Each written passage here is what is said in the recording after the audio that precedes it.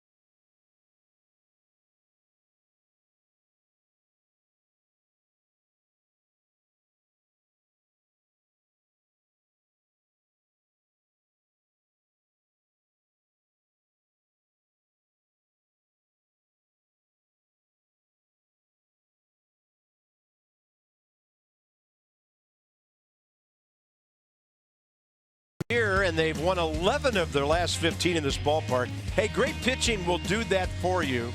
And what Max Scherzer is doing right now, of historical importance, lowest opponent's batting average in a single season, and this is going back nearly a century, FP, and we kind of know all these guys. They're in the so-called modern era, and Max is up there with the very, very best. Well, he is the very, very best, and we're going to show you why. In the arsenal, we showed you last night with Steven Strasburg, so check out the numbers. The fastball velocity averaging 94.1. Opponent's average 241. He's thrown 1,437 fastballs this year, 1,437. So the crossfire action, the illusion of the fastball rising has been a friend to Max over the years. And how about this pitch? Check out the numbers. The slider, opponent's average 137. He's thrown 732 sliders all season long and given up just 24 hits on that pitch. And I think you can see why. Opponent's 24 for 175, and Giancarlo does not like the Max Scherzer slide out. It gets even better, folks. Watch this, the changeup numbers.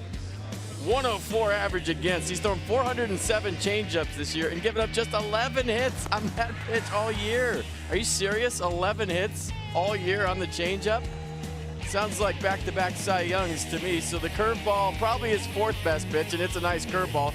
Opponents are hitting a very high 186 against the Max Scherzer curveball. He's thrown 245 of those this year and only given up 8 hits and 43 balls put into play on the curveball. So there's the arsenal, weapons at his disposal whenever he needs them, and hopefully back-to-back Cy Youngs. Big outing today for him. We told you about Max's last 10 starts. Overall, the body of work for this season, 15. He's 9-2 with a great ERA. Scherzer has gone 8 innings or more 7 times this year. If he does that today, he'll just hand the ball over to Sean Doolittle, who's 20 for 20. The man's been amazing. Took him a little while last night, 23 pitches, 15 strikes, but he got it done when he needed to.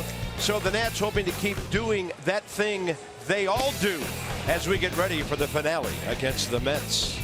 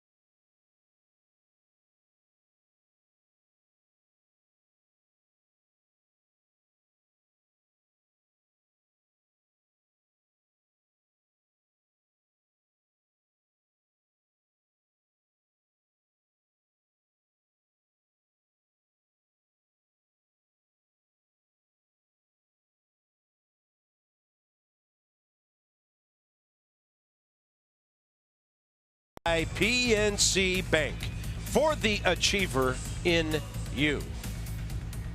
Kind of speaks to what the Nats have done in this yard last couple of years. And Daniel Murphy, another measure of I'll get back in my old team last night. So Murph now 23 homers, 90 RBIs on the year, and he's hitting .341 on the road. It's a perfect day. Little warm as we get through the last part of September here. It's going to be 87 at game time. Humidity down though. And you've got a couple of strikeout pitchers with bright sunshine. Victor Robles in the lineup. He's batting 6th. 1 for 4 in this series. Couple of RBIs. He's been hit by a pitch. So as a big leaguer, 4 for 13 in 6 games. A double, 2 triples. So he's not content stopping at first base early in his career. Jacob deGrom is 29 years of age. 11 career starts against the Nats. He's 5-3 with a .275.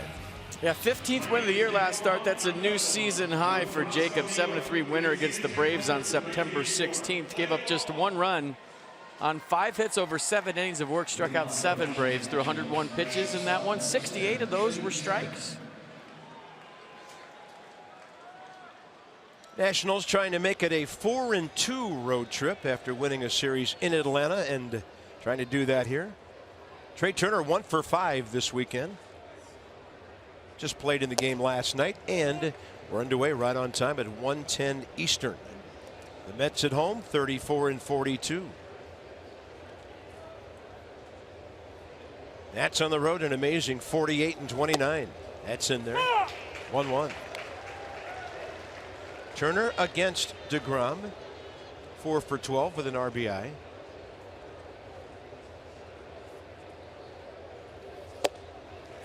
'87 took a little bit off, and it's 1-2. Good deception. DeGrom 10th in the league in ERA, 5th in innings, and right behind Max Scherzer. Well, maybe not right behind. He is number 2, but he's 25 strikeouts back of what Max has done. But you got the 2K guys in the National League out there today.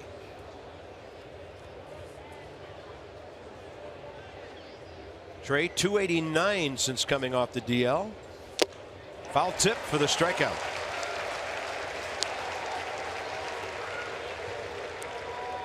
Mets defense behind Jacob DeGrom today. Nimmo, Lagares, Aoki, the outfield. Rosario Evans left side. Reyes Smith right side. Travis d'Arnaud behind the plate. Travis d'Arnaud is hitting 4th today for the Mets. Yeah, and he was hitting 5th when he went deep twice on Friday. Alejandro De Aza scored a couple of runs in that Friday night game. Went 1 for 5. He's 1 for 6 in the series overall, and that's down and in.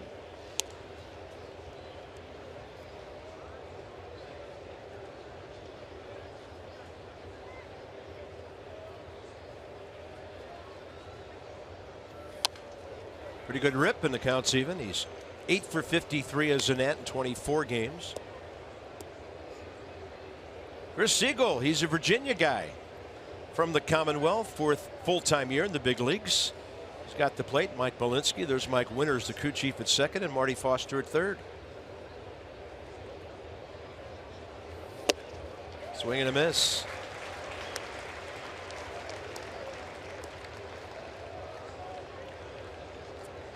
Lurking. Planning. Dissecting. Planning his next move of destruction. That's a swing, and that's 2 strikeouts for DeGrom to start his day. So here comes the interesting matchup of the day from the Nats offensive standpoint. Murphy 3 for 12 career against Jacob DeGrom. Yeah, I'd probably boo him too if I was a Mets fan. Well, I'd sure regret losing him though.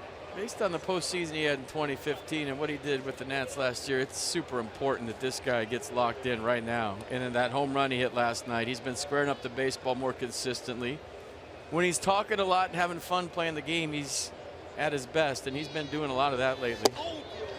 And he just said, "Oh Dios mío," right there as he almost got hit. 9 career homers, 35 RBIs against the Mets. This year, 2 and 14 respectively.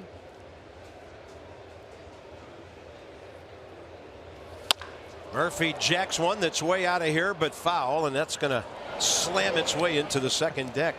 Keep pitching to him. He can't hurt you. Keep laying him in there. This guy's not going to hurt you. That would have been his 10th tater against the Mets. Had it been about, I don't know, 50 feet to the left.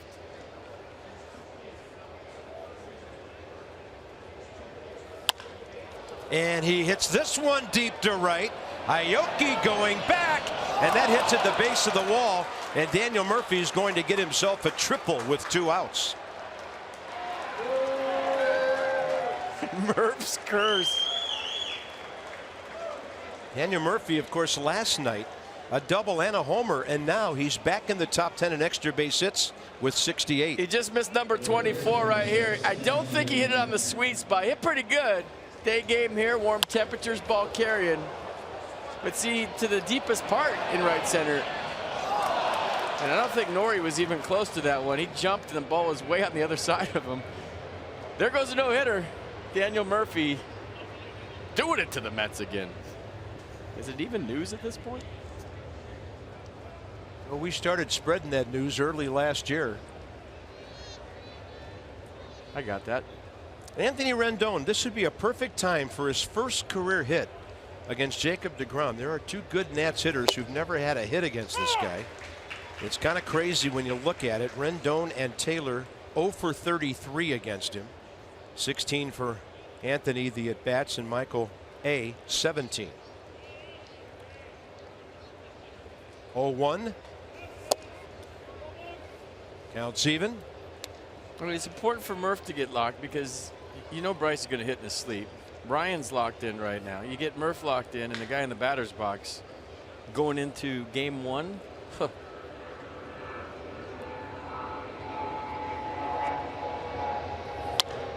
Out of play right side. Be a little noisier here today. The Jets from LaGuardia taken off from center field to first base. So with runners in scoring position, on base percentage plus slugging, Anthony Rendon at 1.147. I like the number, along with those Jeep numbers of runners in scoring position, 369. Great hitter with 2 strikes. Going to be tested right here against DeGrom, though. Yeah, classic first inning matchup. And DeGrom strikes him out. Murphy stranded at third after a triple, and Max Scherzer goes to work.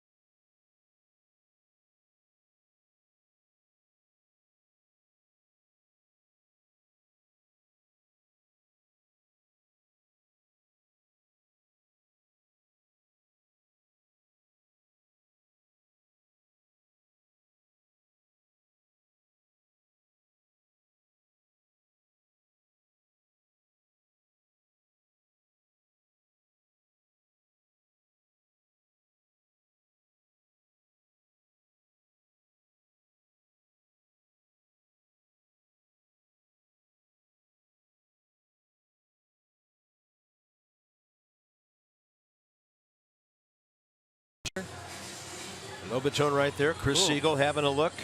The launch one right in the camera, man. It's a little too close, isn't it? I don't know. He might brush back that handheld camera. Just wing him a little bit. Get him off the field so Travis d'Arnaud can lead off the second inning in the number 4 spot. He had a big night here. Career highs for d'Arnaud. 15 homers, 52 RBIs now. He's a guy that we respect greatly from the Mets. He's battled through a bunch of concussion protocols and injuries and still very productive. Like him a lot. So here's Max, 7-4 career against the Mets. There you see the fastball, 48%. Slider, 29. That's the highest percentage he's ever thrown the slider. 22 last year was his previous high. Curveball, 8%. Changeup, 14. Going for win number 16 right here, right now. Rendon mindful of the bunt, shallow at third on the grass. Strike 1. So Aoki has played in 19 games with the Mets. He's been on base in 18 of them. He's had a great series, 5 out of 9, and Rendon, pardon me, Trey Turner robbed him of a hit out beyond shortstop last night. That's a strike.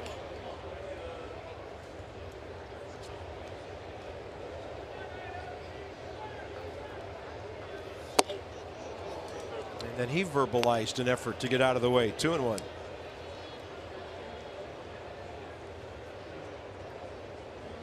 So Max, 30th start of the year.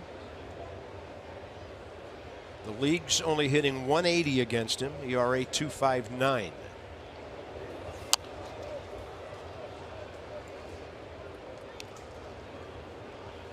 Your defense behind Max, Diaz, Taylor, Robles, the outfield. Turner, Rendon, Murphy, Kendrick, and Jose Lobitone doing the catching. Victor Robles in right field today. Sun could be a factor out there. That ball was a slider at 87, boring down and in, and then Aoki fouled it straight down and hurt himself.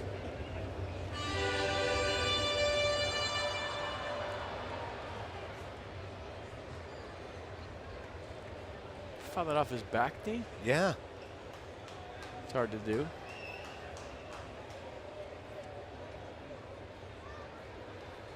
Two-two pitch, target away from Jose. He brought that slider around close enough to be a strike. Be a fun stance if you're a kid in New York playing wiffle ball to imitate, wouldn't it?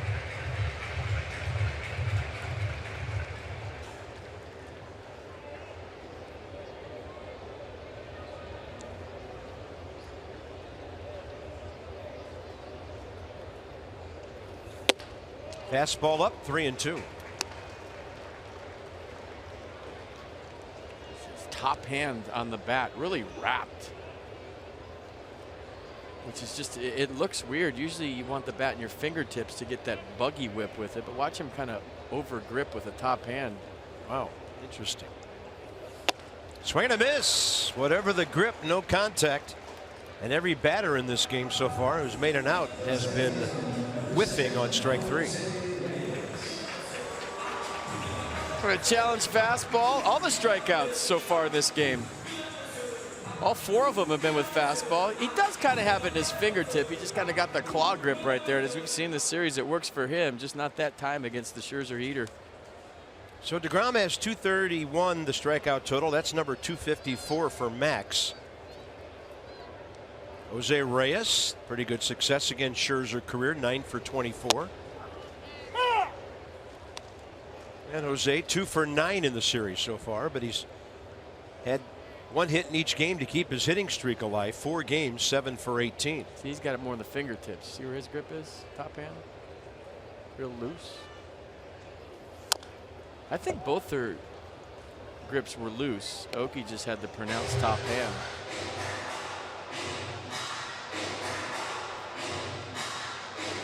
How bad would you duck hook one off the tee box if you had that grip with your golf club? Ooh.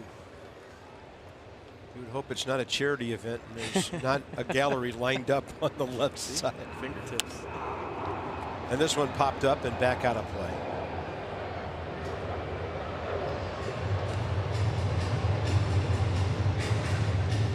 Wow. You don't see those numbers off Max very often, do you?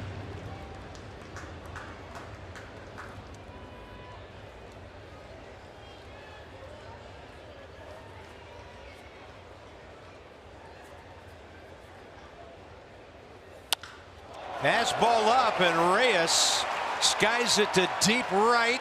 And Robles just getting to the wall in time and letting his athletic ability take over. Incredible play, 2 outs. He hit hard too. How about this kid? At the plate, in the field, on the bases, Victor Robles. Show me your tools. Look at that, going up against the fence and robbing what would have been at least a triple from Jose Reyes. Full speed into the wall, fully extended. What a play by Victor Robles. So he can hit for power, he can run, and now we know a little bit about the glove in right field. Max Scherzer digging what he saw from the youngster, the 20-year-old in right field. Wow. Every day there's something he does that gets our attention. It's a fastball inside. I thought that was a homer when he hit it. Maybe it's not carrying to right. Murph's got off the wall and Reyes was caught.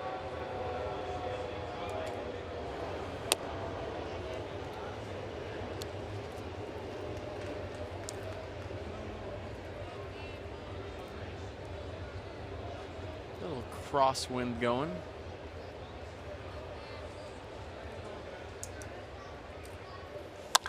That ball's not going to be catchable. Upper deck, Brandon Nimmo, his 5th of the year and his 2nd career hit against Max Scherzer. Mets on top.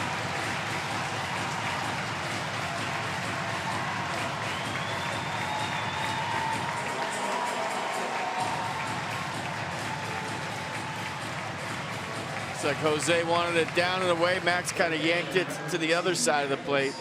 And Nimmo with no stride just drops barrel and puts his ball club up 1-0. Upper tank for Brandon. That start the day, 2 home runs behind Milwaukee for the most in the league. So that's 218 for New York. Brewers have 219. Here's Travis d'Arnaud, who hit 2 on Friday, and that's low and away.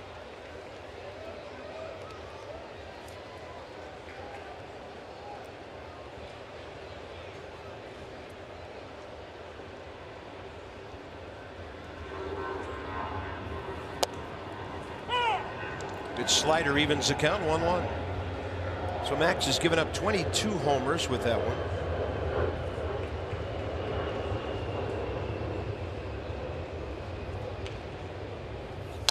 So Scherzer will give up some homers, most of them solos. As I mentioned, 22. That's only the 56th earned run he's given up all year. So there's hardly ever anybody on base when he gives one up. Well, that would have been a 2-run shot if it wasn't for Victor. And a 1-2 pitch. Change up, chasing him inside.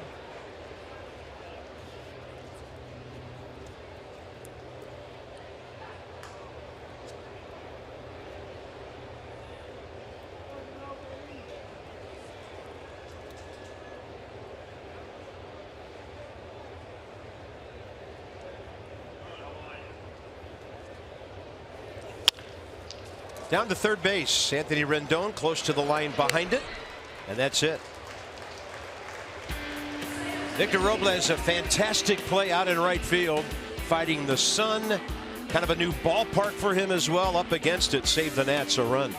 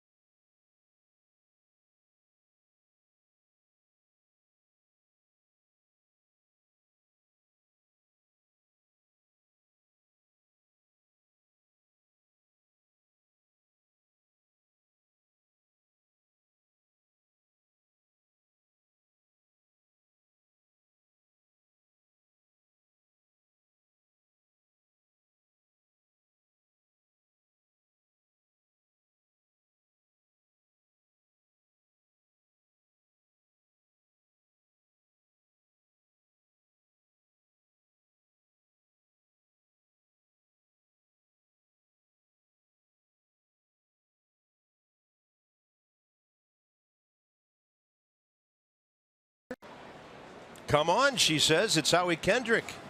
Robles and Taylor to follow here in the top of the second. So BP becoming a fun event every day. Yeah, the Mets didn't hit today, but just a select few Nats hits, mostly the DL guys, and this is Bryce's batting practice today, and you're wondering, is he going to be in there tomorrow against the Phillies?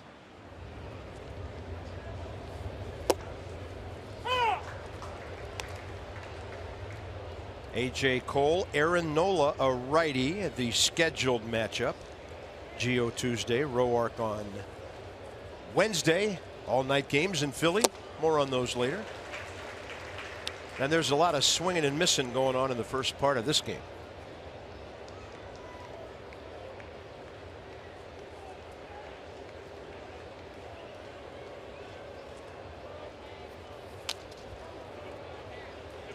Seeing Jacob deGrom pitch a number of times, he likes to establish a fastball first time through the order.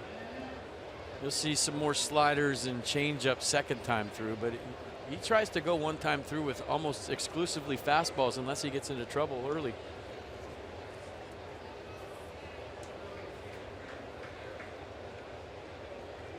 Oh, 2. That tapper hitting near the plate, and deGrom takes care of that.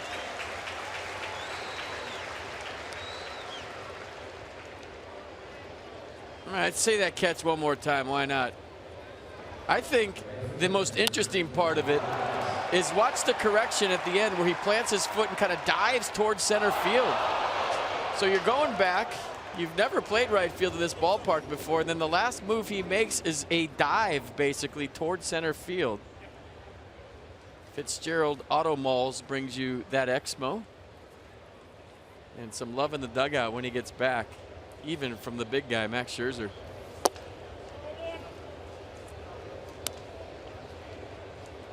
Victor Robles in the series, couple of RBIs. He was hit by a pitch, 1 for 4.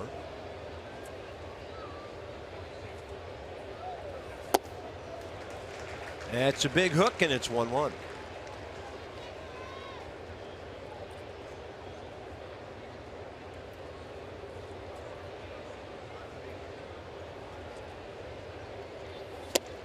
Got another.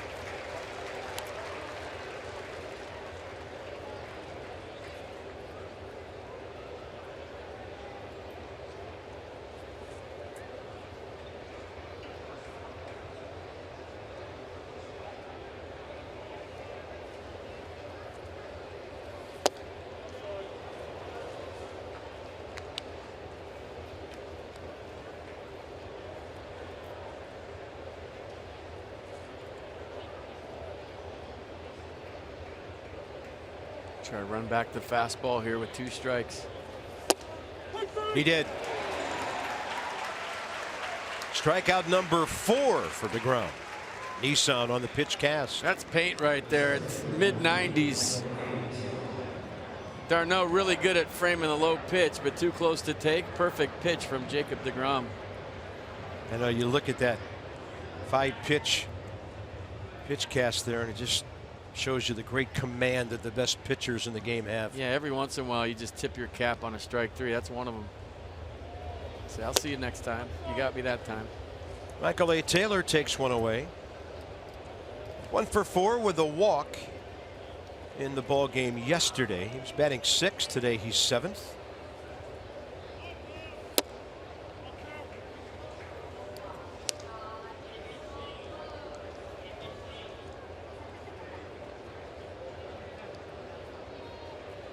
So like Anthony Rendon trying to get a first career hit against this guy.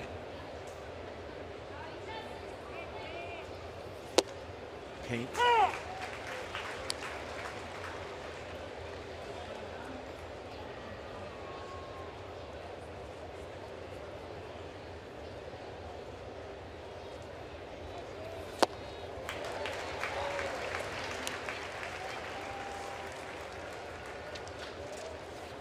It's 107th start of DeGrom's career today. His career record 45-31, ERA under 3, and a 2-2 to Taylor. He gets up there high enough to foul it off. I remember a game here, April 22nd. DeGrom came out of the gates just like this, striking out everybody. Nats beat him 3-1 that day. He went 5 2/3, but he walked 6. And if I remember right, the second time through, he kind of lost the command you're seeing right now. First time through, he was darting corners, throwing 97. Then he started throwing the ball all over the place. Then he changes speeds to strike out Taylor. 6 outs, 5 on strikes to start his afternoon.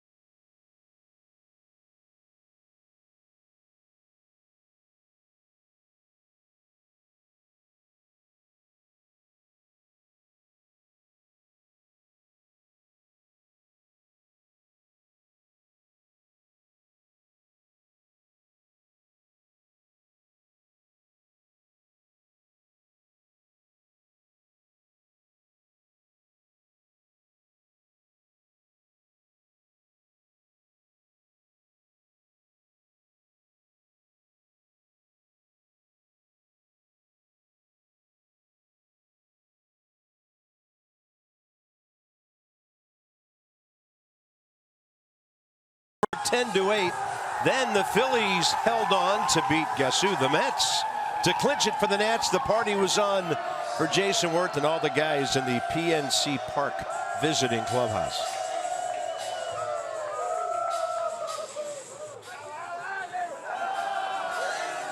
And just when things quieted down, Wilson Ramos decided to refire everybody up. Never get tired of watching those, do we? No. So they didn't have to wait as long as they did this year. 2 weeks already since that clincher. Amazing. Max back to work. Ball 1 to the rookie Dominic Smith. Scherzer first inning, 20 pitches, 13 strikes.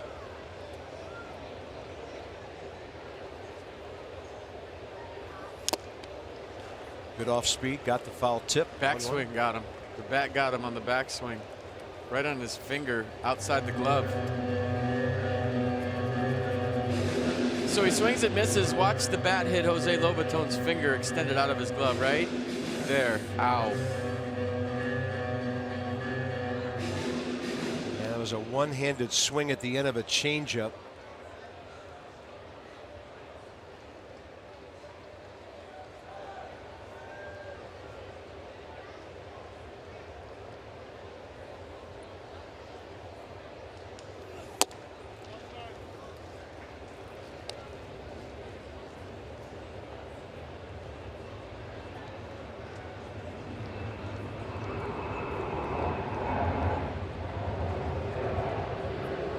Two-one pitch.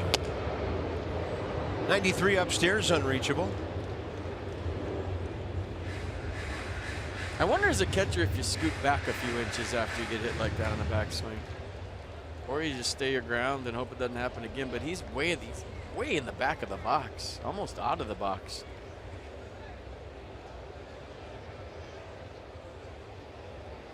Two-two. You look at where every other lefty's toe hole is. And Dominic Smith is behind those.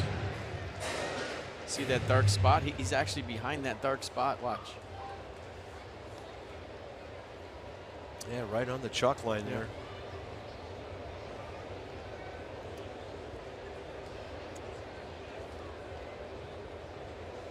Two-two pitch. Target away by Jose Lobaton.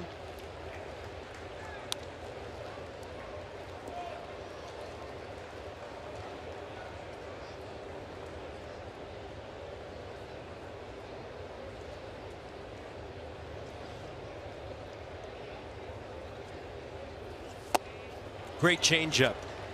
Probably not what a rookie's expecting on 3-2, or any hitter for that matter. So Max has struck out the leadoff guy. First 2 innings. A second strikeout of the day for Max. Beautiful changeup here. 3-2. I'm geared up for 97 and then pulled the string way out in front. Good pitch. So there's only been 11 hits on that pitch all year. 104 average against. Rookie Phil Evans is next. He goes up swinging, out behind short Trey Turner. Kind of keeping his head at an angle there with the sun beating down. 2 outs. Got a little tricky there at the end. Calling Mason Nation. Join the Nationals on Thursday, September 28th. Celebrate the final college day. The special ticket, you get your diploma. No, Patriot students, alumni, and fans will enjoy an outfield reserve ticket and George Mason University Nats hats. That's co-branded by New Era. Visit nationals.com/special tickets. Said the last day of college. Don't you get your degree? Well, degree in baseball fan management. Some where you can be like my son, hashtag never graduate. Be a professional student.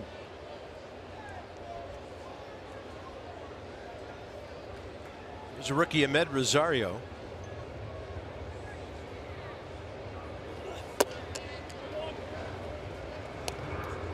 Fifth-year seniors having a good time. I told them, hey, real world coming, man. Take your time, have fun, and keep studying.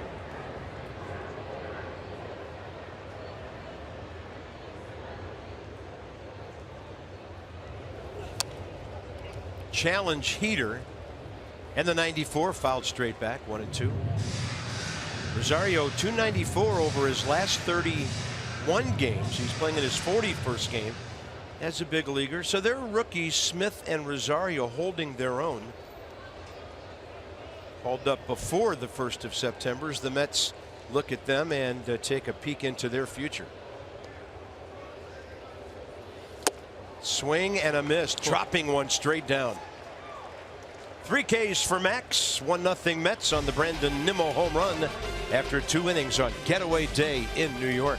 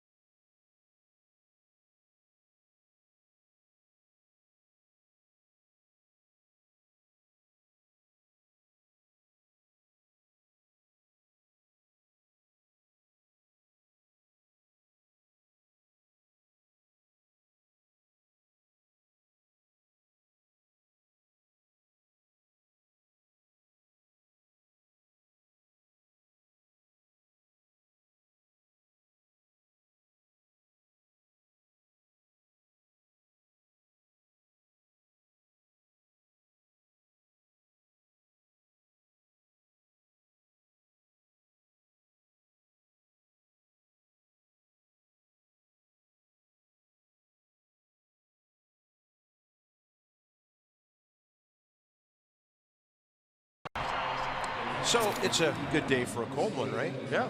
And a reminder as you enjoy it, look forward to Miller Time later in the game, brought to you by Miller Lite.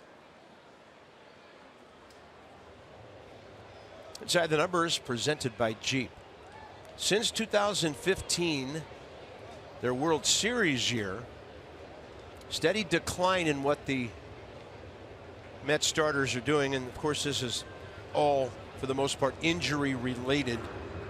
One guy with more than 24 starts this year, and that's DeGrom, making his 31st of the year.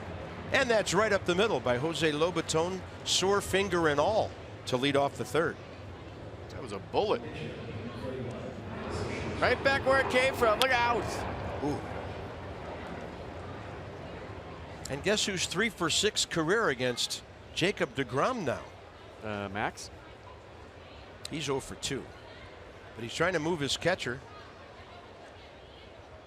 So Phil Evans shallow at 3rd. Dominic Smith ready to charge from 1st. Max squares early. Ball 1.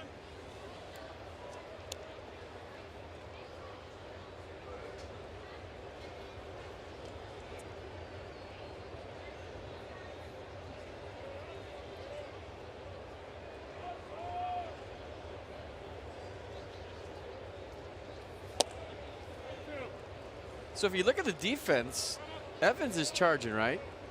Rosario's going to the bag. If Max pulls back, he's got the whole left side of the infield basically to hit a 14 hopper through. I don't know if you can pull 96, but we've seen Max swing it before on a fake bunt hit and hit a home run.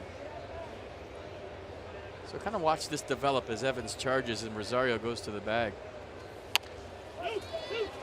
Somebody hollered 2, so there is a play at second. They get Lobaton on a 1-6. So Max will have to run the bases here with Turner and De Aza coming up.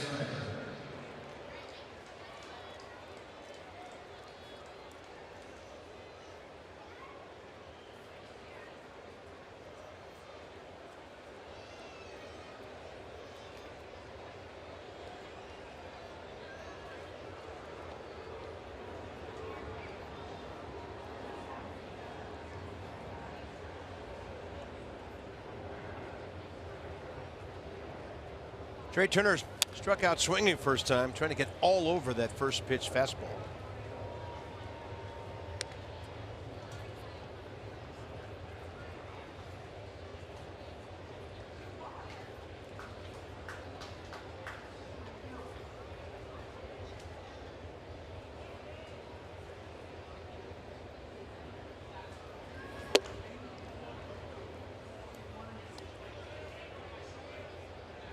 think about a bunt, you just saw DeGrom. I mean, he was a shortstop in college. I think he's the best fielding pitcher in the National League.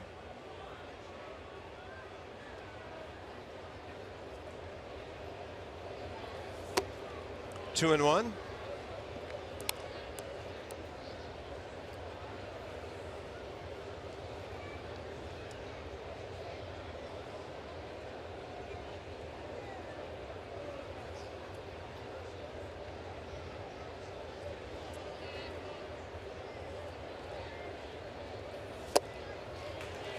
Always has the off speed to mix in to really keep hitters off balance. Mercedes-Benz pitch cast. Well, second time around, you're going to see more off speed from DeGrom. Nice changeup right there at 89.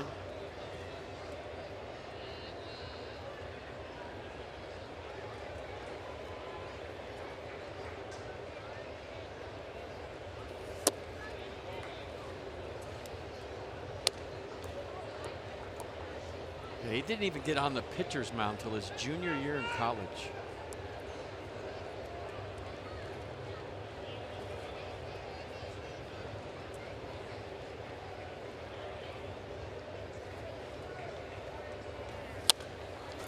Stetson University in Florida. Yeah, freshman and sophomore year, he was the shortstop.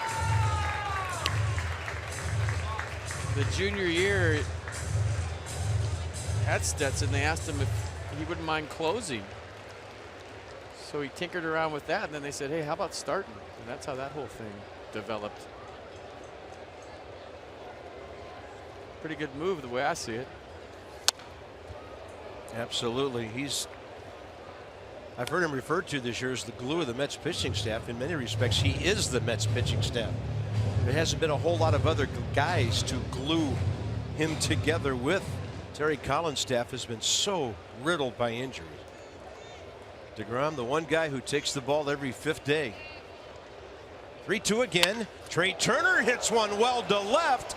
And see you later.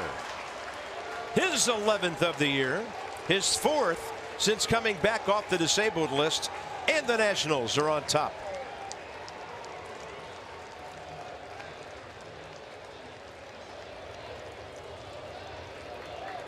Current shortstop greeting the former shortstop with a little hello. 2-1 Nats.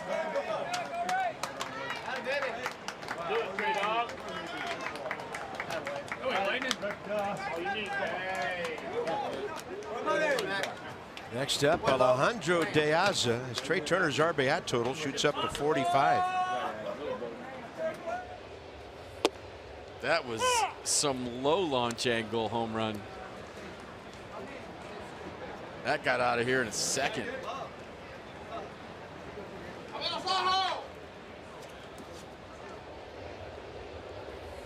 Jacob deGrom is in, well, you can call it the top 7 or the bottom 7 in the league, giving up home runs. That's 28th homer he's given up this year. He's got a button problem. I think he swung right out of his jersey. And De Aza will fly this one to left for Brandon Nimmo. 2 outs here in the 3rd. He's still got it. Oh, he wants to show that Anthony Rendon's his favorite player. There you go. That one was for you, Anthony. I was wondering what the heck he was doing with his button. There it is. Looked like a slider from Jacob deGrom that he caught out in front. StatCast powered by AWS. Look at the launch angle, 19 degrees. One of the lower ones we've seen all year. Just a low line drive for home run number 11. Puts his ball club up by 1. Yeah, 400 feet on a low laser. Here's Murphy, who hit one 370 for a triple his first time.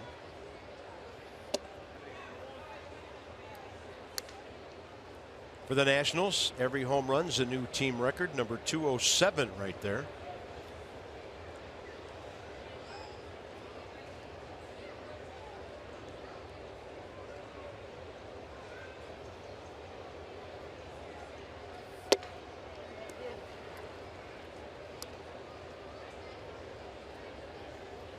All right, where's this one going? Well, 6 games without a hit. The other 32 with 1, 2, 3, you name it. It's been prolific. Hitters count. And Murphy all in on the 2-0. His timing's back. His stance is back. He's on time now. There was You know, that little spell he went through when he had the neck thing going on, maybe a little hamstring tweak where he just didn't look like himself, but he's back. And we knew it, right? We said as much in Atlanta. Don't worry, he's going to New York. He'll be fine. Boom.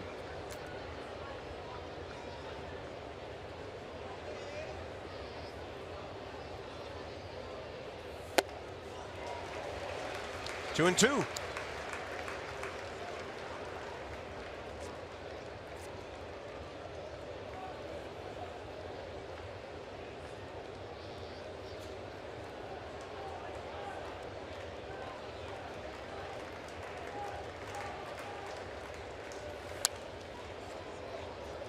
Yeah, he wanted that one. That's right where he was looking. You saw the frustration on the foul ball. Now he's got to fight again.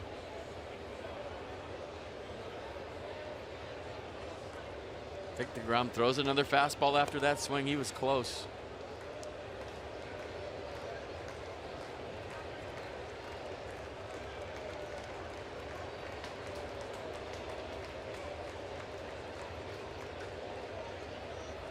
Slider.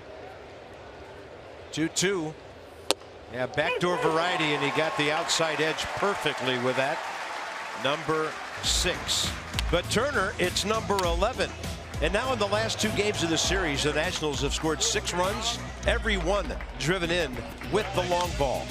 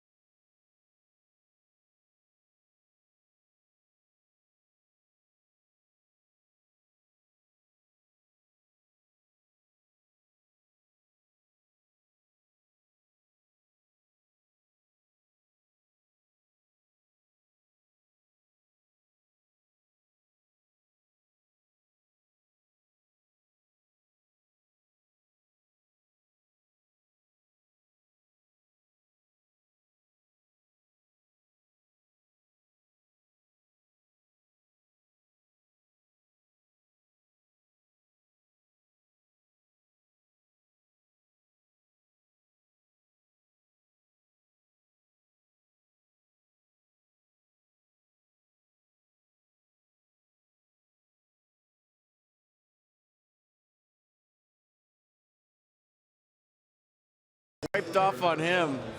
Some of the hot swing going. I like it. DC Lexus dealers donate $50,000 to the Children's National Health System as a result of their Masson Nationals Home Run Kids initiative. Lexus, experience amazing. Yeah, they are keeping them coming right now. 3 last night, another one today. Max has the lead. He takes on Lagares, DeGrom, and Aoki, bottom of the 3rd. Well, Rendon's leading off the 4th. If he goes deep after what we just saw, we're on to something.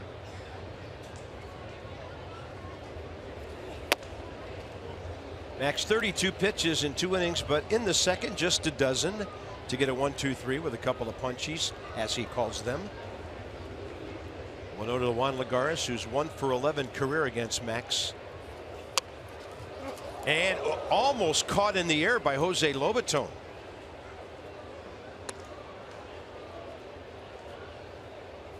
Quick reflexes by Jose. Popped it up. Right. Oh. Good try. Yeah, ball elevated that much. If he catches that, that's not strike 2. That's out number 1. And a 1-1 coming.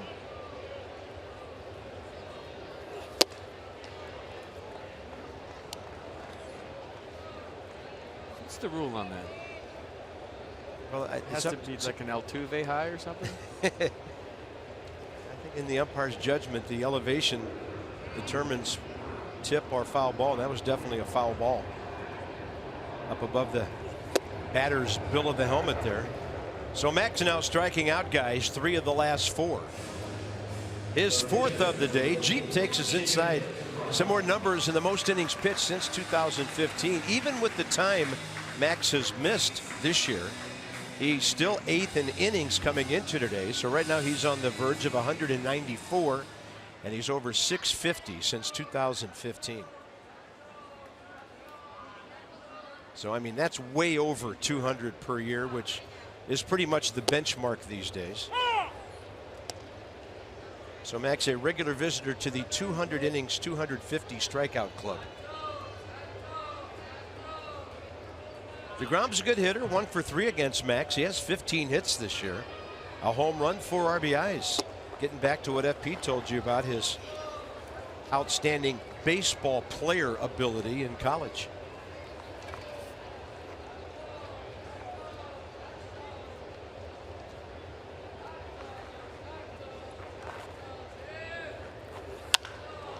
Got a lot of wood on that one, but it's a mile high out to center. Michael A. Taylor had to use his bare hand for shade for a moment there. 2 outs. First time through the order, the Nimmo home run, the only Mets hit. Nori Aoki will be next, and he'll give his pitcher a little time to get back into the dugout. And give us time to hear some more Ray Parker Jr.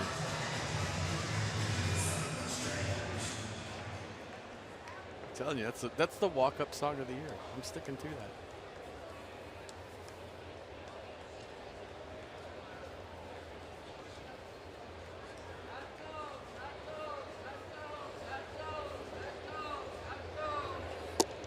Big curveball for a strike.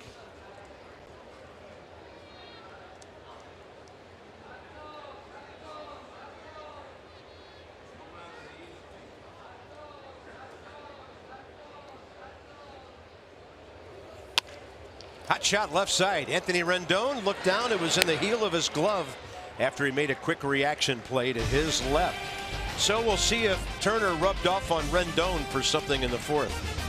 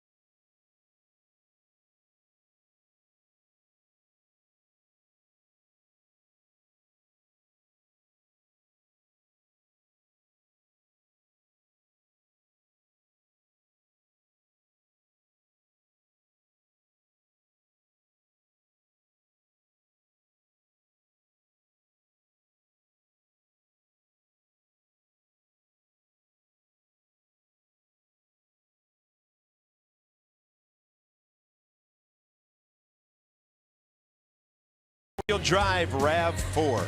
Toyota, what drives you? Visit buyatoyota.com for great deals. Citi Field, it's been open since '09 for the Mets here. And in recent years, it's Nats Park North as far as results. 11-4 the Nats here over the last couple of seasons. 42-16 total home and away against the Mets since 2012's opening day. 42-16. Let that marinate for a second. Yeah, in your own division, there are no secrets, and it's hard to dominate a team that knows everything about you and vice versa.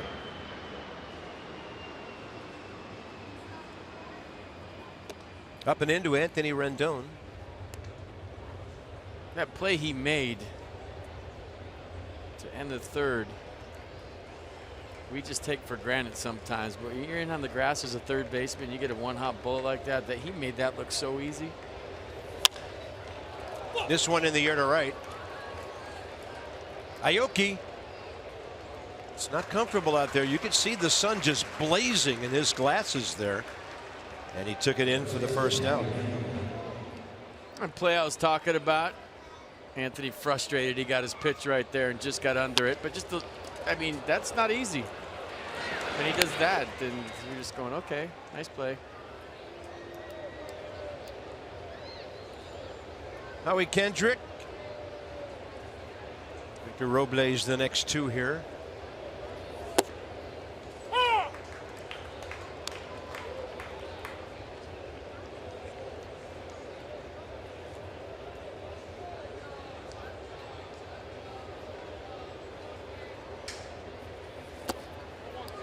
And Howie staying on that breaking ball, watching it all the way in. 1-1. Well, here comes the off speed. Told you, fastball's first time through, sliders curve second time, occasional changeup. I bet you he threw 5 off speed pitches maybe the whole first time through.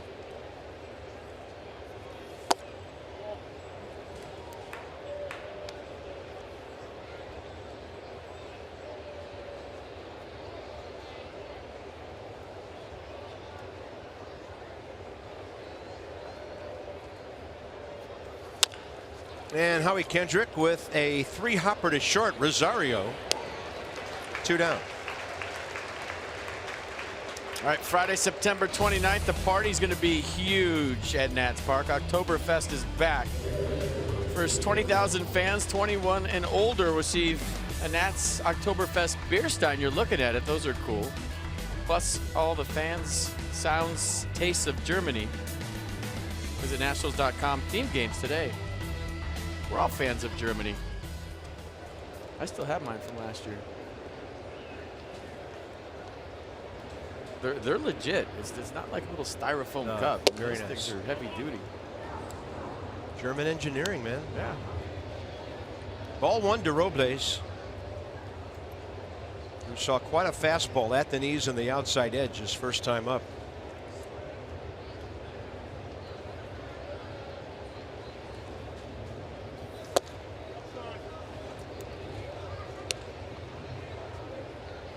His playing right, the difference in this game.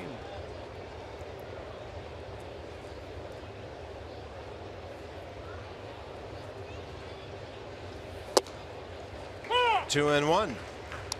Tell you what, you don't see 90-mile-an-hour 2-0 sliders on the black in Double-A. This is a whole nother level stuff for Victor Robles today, what he's seeing against DeGrom. You don't see 2-1 curveballs either.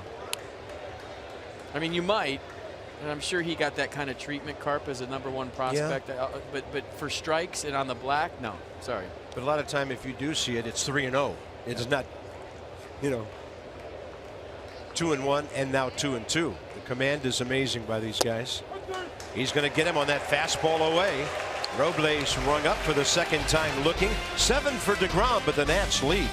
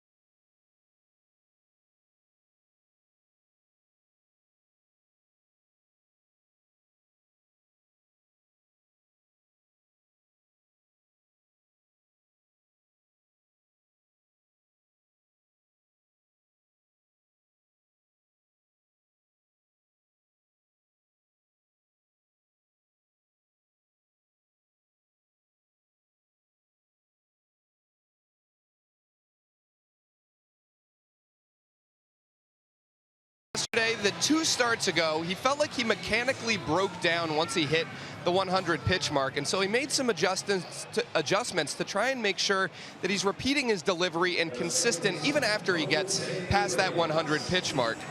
In terms of where he's at in the big picture, Max said he feels like he's just 1 click off right now, just needs to make some very small tweaks to get to where he wants to be. In the first half, when he was really locked in, Scherzer said he was really in command of what he wanted to do in terms of executing strikes, non-strikes, and the arc of his pitches.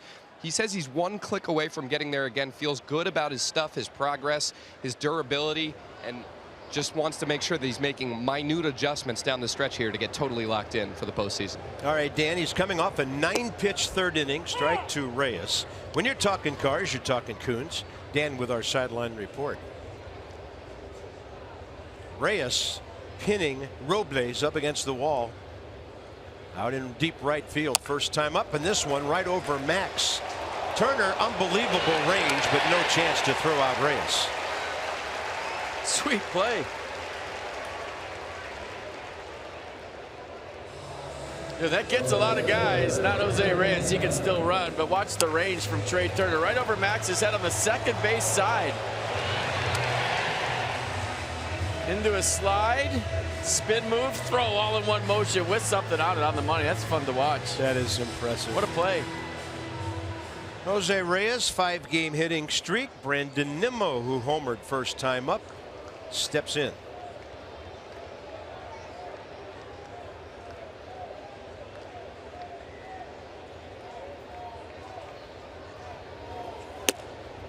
Tell you what, after Robles' play, if Turner makes that play on Reyes, he might just keep running right out of the stadium. Almost got robbed twice.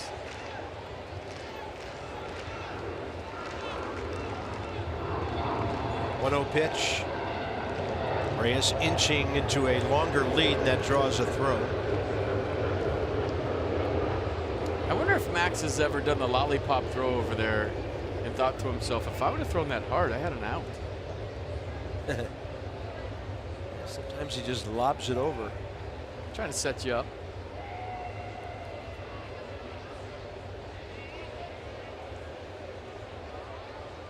Big lead. Huge lead. So Max will hold for a moment. Maybe not as long as we thought he might. I mean, that has to be a 14-foot lead. Has to be. As big as I've seen this year. The Michael A. Taylor lead.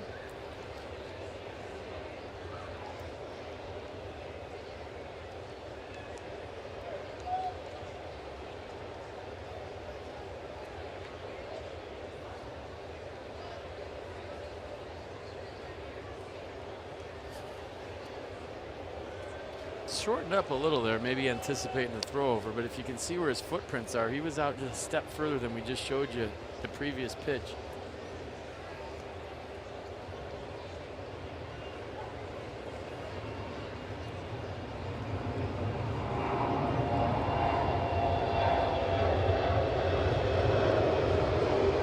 There he goes, a little further that time. 2-0, he's running. Nimmo on a pitch up, straight back and win. Jose Reyes, 6th in the league with 22 steals this year.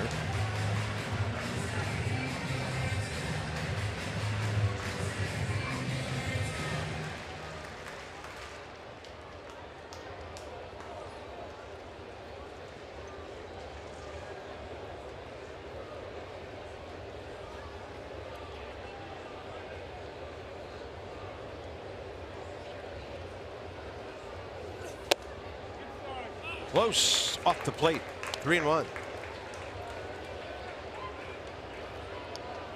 So Reyes 34 and he's 6th in the league. One of my favorite Davey Lope stats.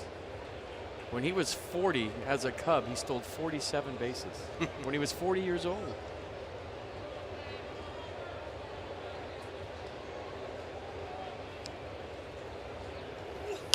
And he got caught 4 times that year, Carp. That's amazing. So Davey Lope's 47 years old, or 40 years old, stole 47 bases and was caught 4 times. Reyes 34 years old. There's Davey.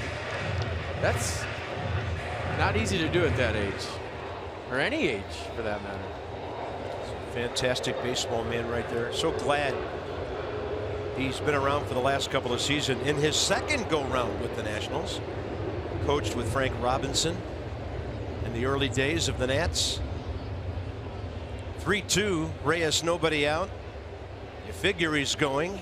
Takes off, swing and a miss. Low throw, bounces, and Trey Turner trying to keep the tag on. Jose Lobaton couldn't get it there on the fly. For Reyes, his 23rd.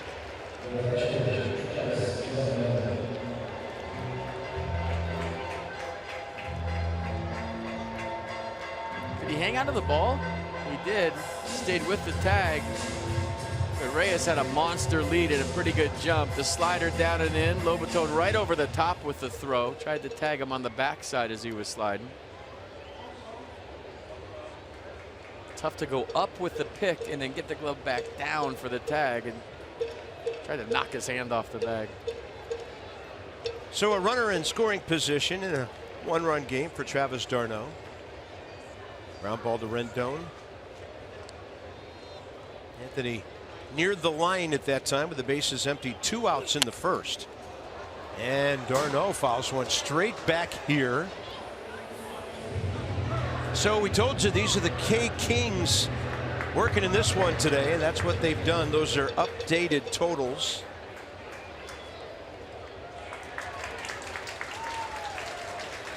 You know, and Max, as I mentioned, 8th in innings. He was first in innings in the league for quite a while. Had the neck problem in Miami, missed a start or two, and still in the top 10 in innings, but the strikeouts to innings are just ridiculous. So we're second deck, way behind home plate. You saw how fast that ball got up here. Yeah. So we're talking about the netting and all the ballparks. That's our view right there. That ball got on us quick. Can you imagine in the seats right along the lines if you're a kid? I know. And I'm glad all the teams are going to the protective netting. It's the best idea ever. And I'm just saying, for example, Carp, you saw, and we're far away. That thing got on us quick. Yeah, and that's a foul ball straight back, not a line drive off the sweet spot. Right. You know, the coaches have been wearing helmets for years since the horrible accident involving Mike Coolbaugh of the Tulsa Drillers, who was hit by a line drive and killed on the field. So, you know, the helmets came in after that. I think the nets have to come in before we lose a fan. And fortunately, that little girl who was hit earlier this week at Yankee Stadium, so upsetting Todd Frazier. Some of the other players, last reports we got, she's doing fine.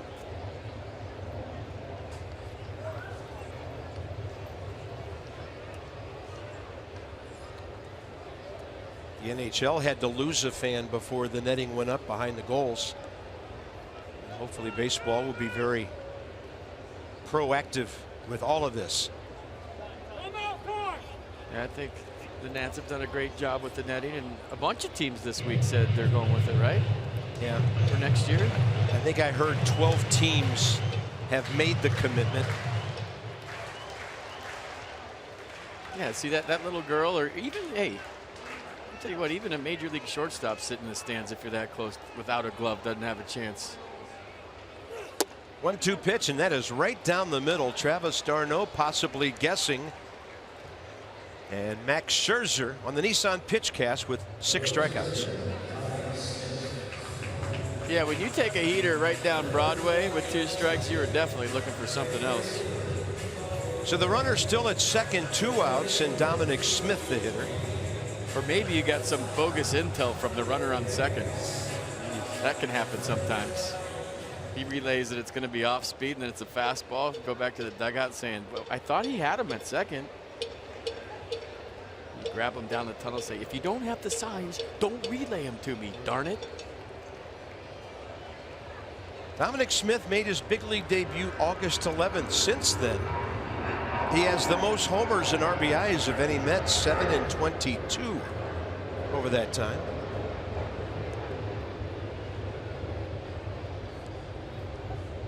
Reyes going to steal third here. Watch. Nobody near him. He don't care. There he goes. And the Nats don't care either. Fake throw by Lobaton. So Jose Reyes racks up 23 and 24. This stage of a game, they'll give a stolen base for that. In the ninth inning in a lopsided game, they don't. That was pretty indifferent. But he's at third base now with 2 outs. And the shiftage that we see a lot has an influence on that.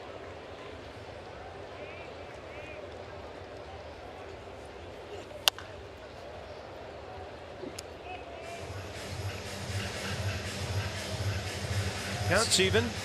I mean, the theory there is in a 1-run game and a runner in scoring position on second, why would I give up range as an infielder to hold him close when he's going to score on a base hit anyways? Yeah. So I'm not sacrificing range to hold Reyes on with 2 out. You want to walk into third, walk into third.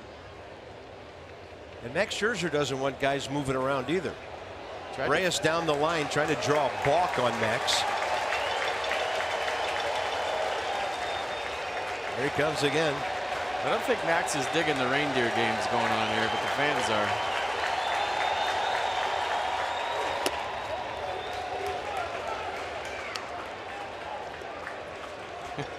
I mean, hey, if you're not going to hold me on, I can't say that that's a bad play by Jose. Yeah.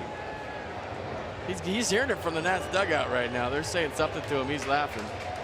He is really walking far down the line. Check this out. Trying to force a balk is what he's trying to do. 2-1. On a check swing. Dominic Smith trying to get out of dodge. One of my favorite scenes from the movie 42 when Jackie Robinson, a minor leaguer, forced a Dodger pitcher in a spring game into a balk, and the young Ed Charles told his mom he discombobulated the man. It's a good word. Reyes still doing it. I mean, he is trying to force a balk. Why not?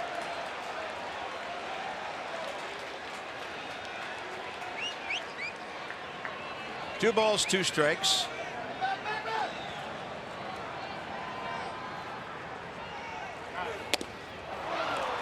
And Jose can go to second base now and put on a glove. We are through 4. Max Scherzer, 7 strikeouts, 3 of them in the 4th.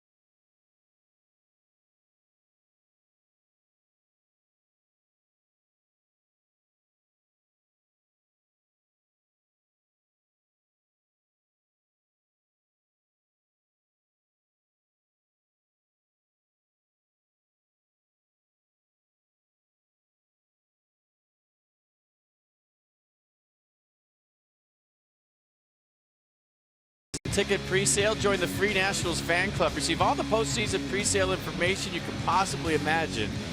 Visit nationals.com/postseason to join right now. They're going to be there. And for you season plan holders, and maybe you haven't checked your email this morning, your package of tickets on the way to your address via FedEx 2-day shipping. So look forward to that. When you have insight, you know how to handle your finances with confidence. Brought to you by PNC Bank for the Achiever in You. Will Crow, 23 years of age, another one of the good-looking young Nationals players. 23 years of age, 6'2", 240. Fastball, curveball, slider, changeup. And good control numbers as well.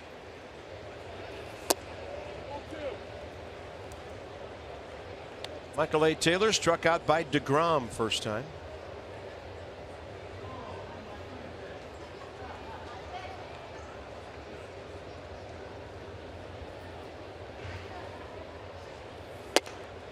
Not biting on the fastball. 3-0. Michael A. would take a walk against this guy. He's walked once against DeGrom, struck out 11 times and 0 for 18. Same as Anthony Rendon against this right-hander. Target away, outer half at least. And he threw it to the other side of the plate, but got a strike.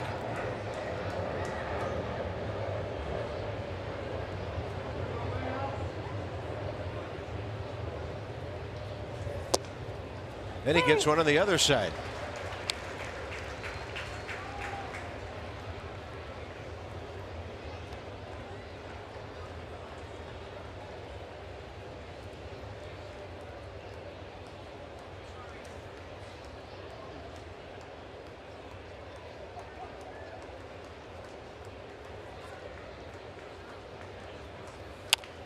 Jammed him. That's a way to get your first career hit against a pitcher. Taylor, leadoff single, 5th inning.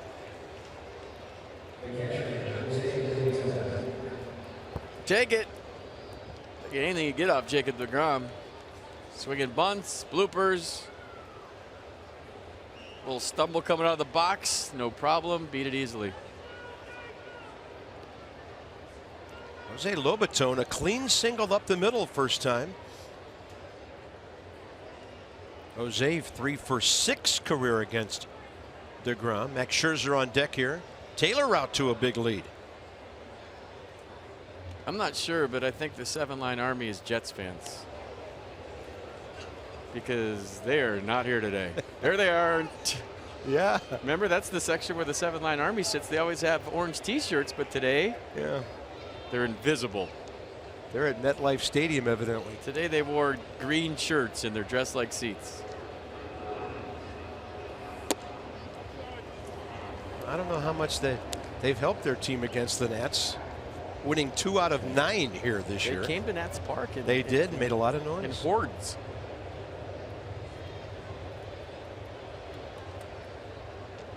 Pretty big lead. 13, 14.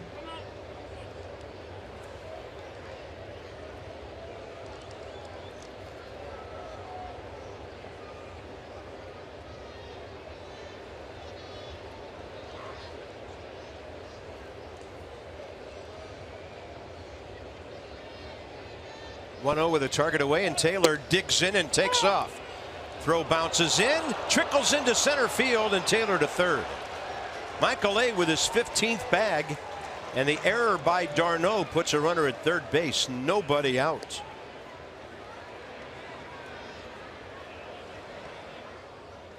Remember, Jacob deGrom's a guy you can run on, and a lot of times they wouldn't go with Travis d'Arnaud back there because a combination was conducive to everybody running until they tag you. Michael A. Taylor showing that right there. So an infield single leads to a runner on third, nobody out because of the aggressive play by Michael A.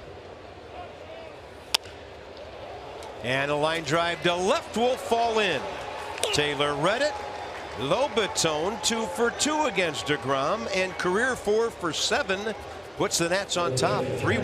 2-hit day for Jose. Nicely done. And that's what you got to do. If you have any kind of speed at all and you're able to steal first off deGrom, you got to go. So the stolen base turns into a run.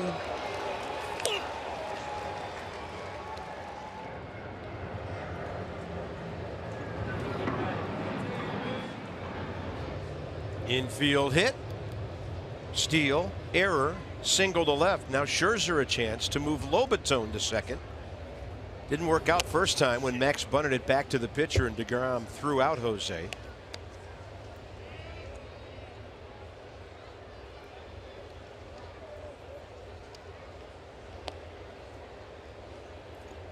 See if they'll let Max slash right here.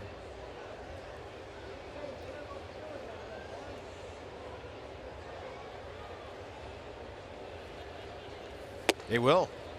0-2.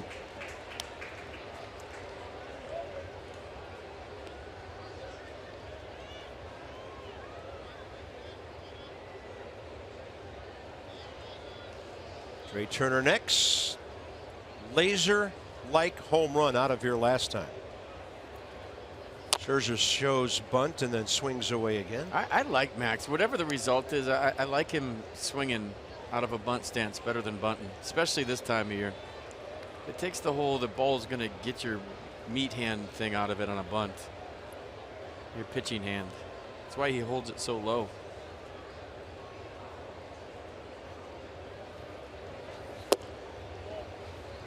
He butcher boyed the home run in Miami. Yeah.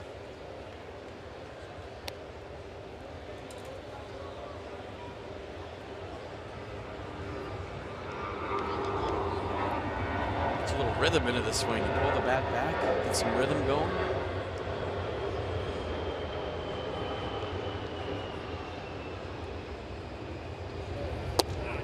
In there, Max took it. First out, 5th inning. Show you some Geico highlights. Trey Turner last time up. Little slider. See ya. 11th home run, 44th RBI. I think a guy with the Trey Turner shirt on actually caught that, so we'll bring it all together. And then he had an Anthony Rendon alien baby come out of his shirt. 15 minutes could save you 50% or more on car insurance. Visit geico.com to see how much you could save.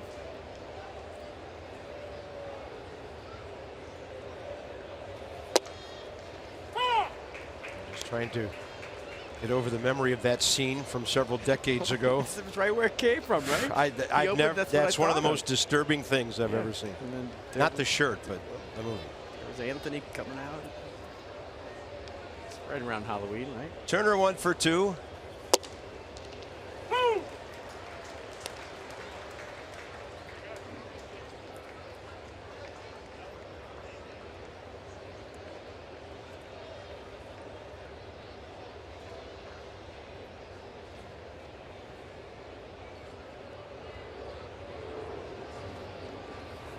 Up and away.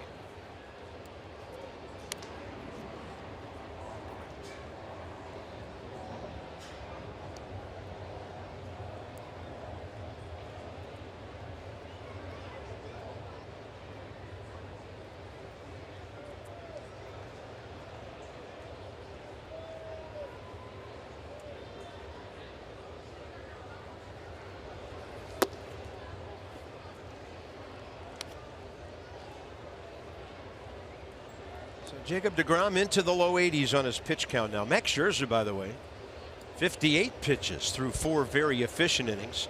Pretty good pitch count considering he has struck out 7 batters. deGrom has fanned 8. It's the K-Fest we expected.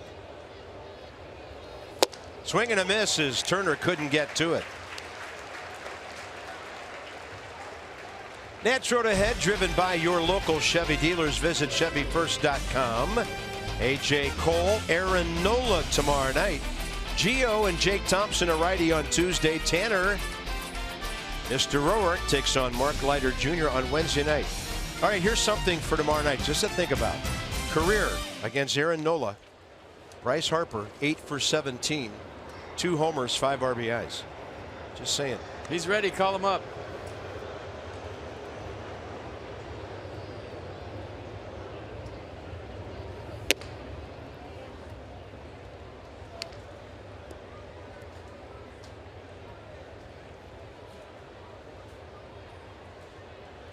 De Asa, strikeout, fly ball to left.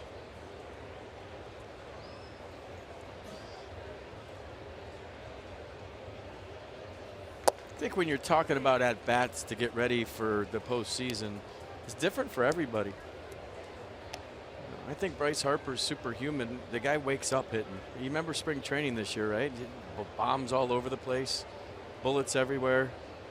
I don't think it's going to take him that long to be ready. What you want to get through is the initial soreness of standing out there for 4 hours, 3.5 hours, whatever it is.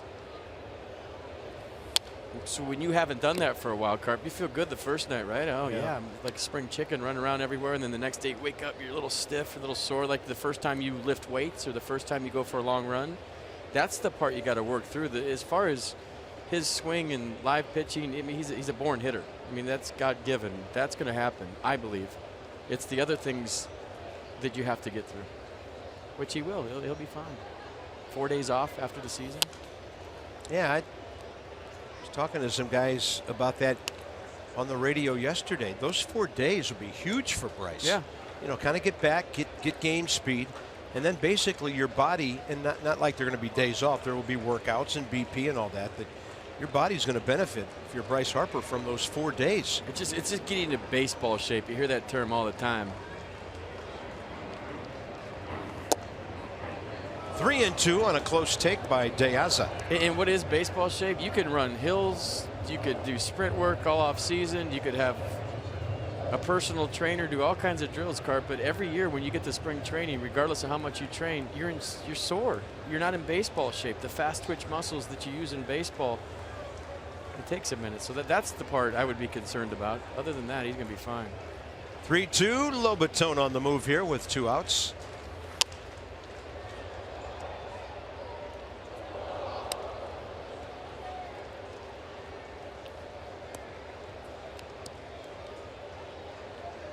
Long inning in the 3rd because of a hit and a homer. And this inning, of course, Taylor with his speed. Lobaton the RBI hit, then a strikeout. So both Scherzer and Turner have extended this inning for Jacob deGrom. 3-2 again. And De Aza is going to make him work some more. Good AB working, trying to finish it.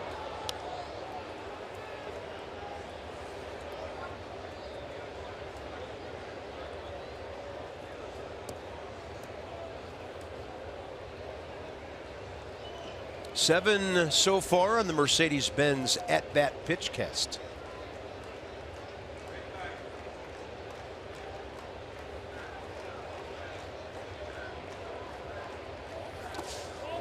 Did he go? He did. Immediate appeal to 3rd, and then they throw out De Aza at first base. So far, deGrom, 3 more strikeouts. He's got 10 on the day.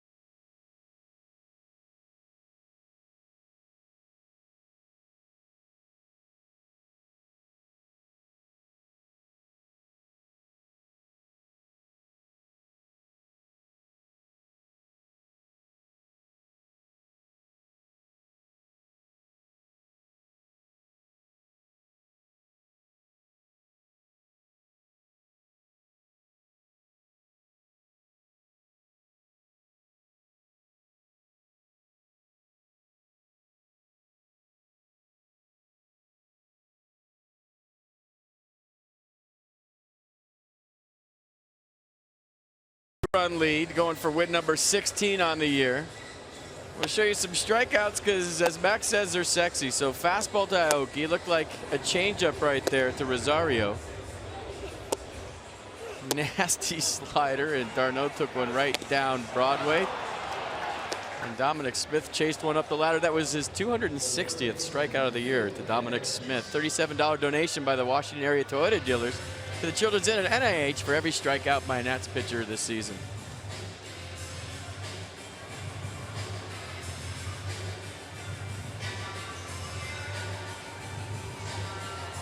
.350 Nats, 1-2 Mets. The only run for New York, the Brandon Nimmo. 2 out solo in the first. It'll be Evans, Rosario, and Lagares. So Max is at 58 pitches, 40 strikes. Phillip Evans popped up first time up.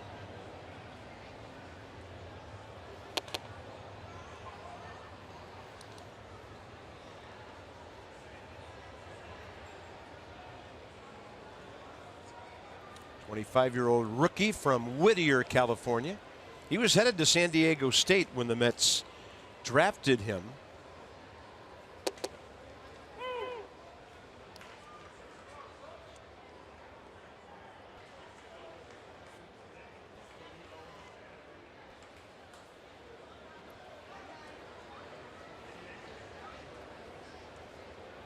Oh, 2 now.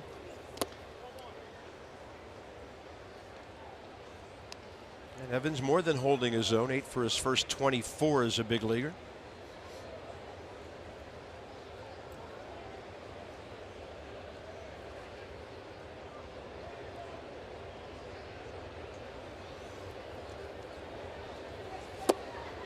That's a nasty change that almost brought him to a knee. For Max, strikeout number 8.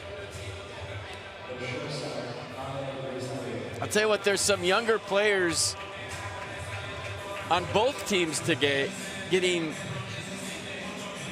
their first glimpse at A-list celebrity pitchers. And the difference in levels of pitching from, you know, the 3, 4, 5 starter at the big leagues to the maybe the aces and some of the best pitchers in baseball. Another example right there.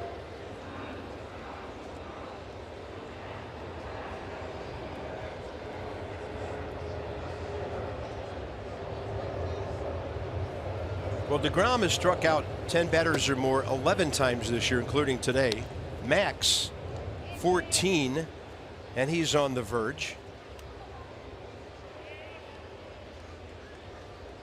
But these are the guys you want to face as a young player, because you know if you can have a good at-bat, doesn't have to necessarily be result-oriented with a hit, but that you can play here. These are the testers. You know, when I first got called up, I played the Braves. It was Maddox, Glavine, and Smoltz. And I knew if I could get hits or square up some baseballs against those guys, I was going to stay. So it's a lot of pressure for a young player to face a guy like Max Scherzer or Jacob deGrom, because you're really being tested. Can I hit #1 starters with #1 stuff? Yeah. Fastball away, 2-2.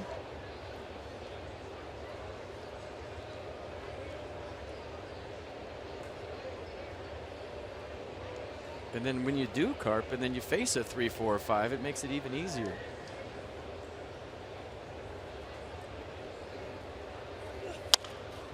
Had him reaching, and this ball out of play.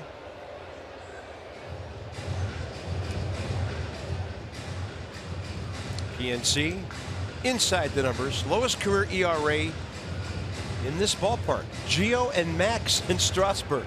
Of course, they pitch more than anybody else here as far as visitors, but still, again, it's a team that knows your tendencies.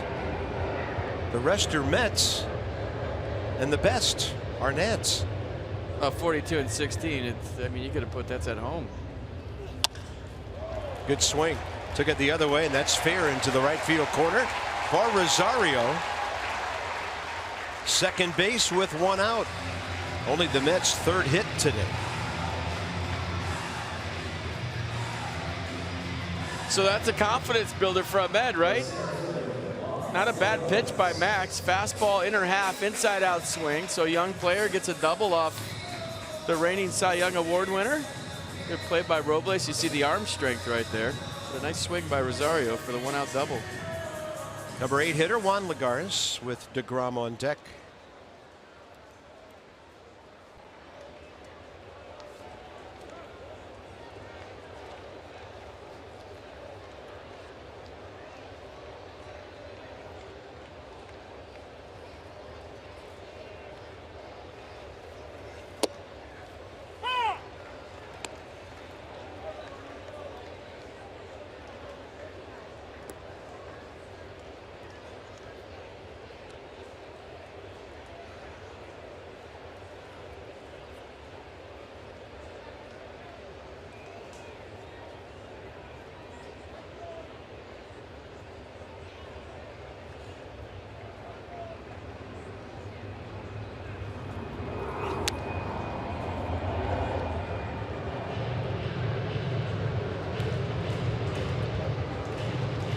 Juan Lagares fractured a joint in his left thumb earlier this season. Spent quite a bit of time on the disabled list, so I'm flexing the hand there. Hitting right around 210 in 40 games since his return.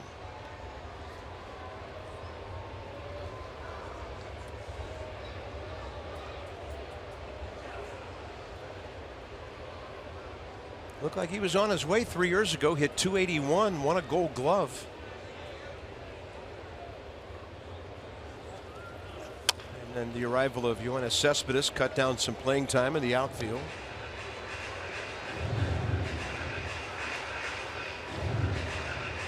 Curtis Granderson as well. Jacob deGrom hit a fly ball to center his first time up, so it's 0-2 with 1 out.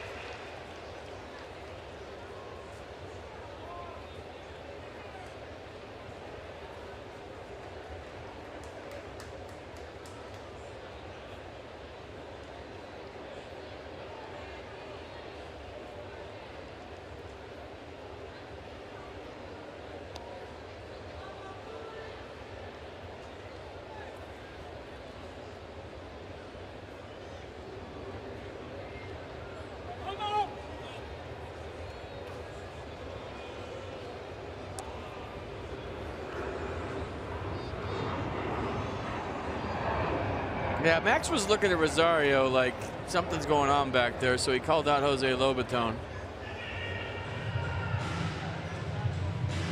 Yeah, I heard John Smoltz make a great point the other day on the broadcast, and I remember this.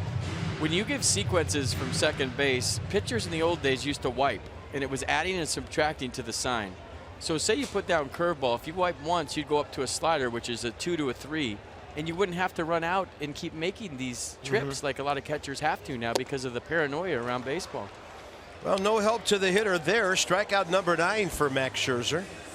So and now it's deGrom. If I'm getting a sign, Carpet, you put down a sequence and it turns out to be a fastball, which is 1. Instead of me shaking or worried about the guy stealing signs behind me, I just do a wipe. And a wipe can be an add one way, or if you wipe up, it's a subtract. And now you either go to a 2 if you add from the fastball, or you subtract to a 3, which is a slider. And it's a way to keep the catcher back there, to keep all the trips from happening at the mound, and the most important thing, the runner on second from relaying stuff to the hitter. And did you see that time? Of course, it was a step off as it turned out. Lobaton didn't put down any fingers. You never see pitchers wiping anymore after a sign. And I wonder if that comes back to baseball, or you have to make a rule that says, hey, catchers, you can't go out to the mound anymore, period. Figure it out. Yeah. Smoke signals, whatever it takes. No digits on that one either, and a fastball gets a pop-up to Rendon, ending the 5th inning. The game within the game, good stuff. We go 6, the Nats, 3-1.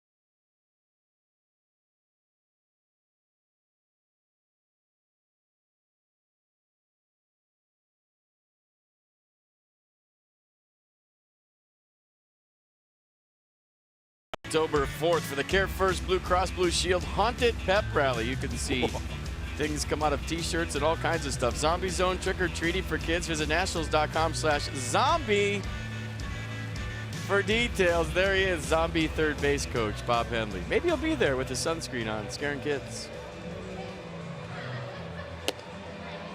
see that segue coming 2 months ago. And here come the Nats in the top of the 6th. Box score. Trey Turner, the big blow, 2-run homer.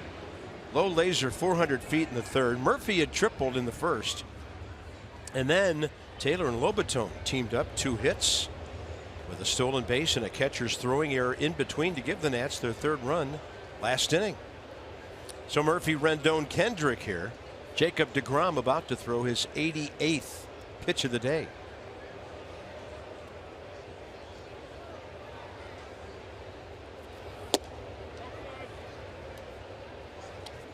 So Murphy career 4 for 14 against his former teammate. deGrom's kept him in the yard and kept him from driving in any runs. About the only Mets pitcher who can make that claim. Ball 2.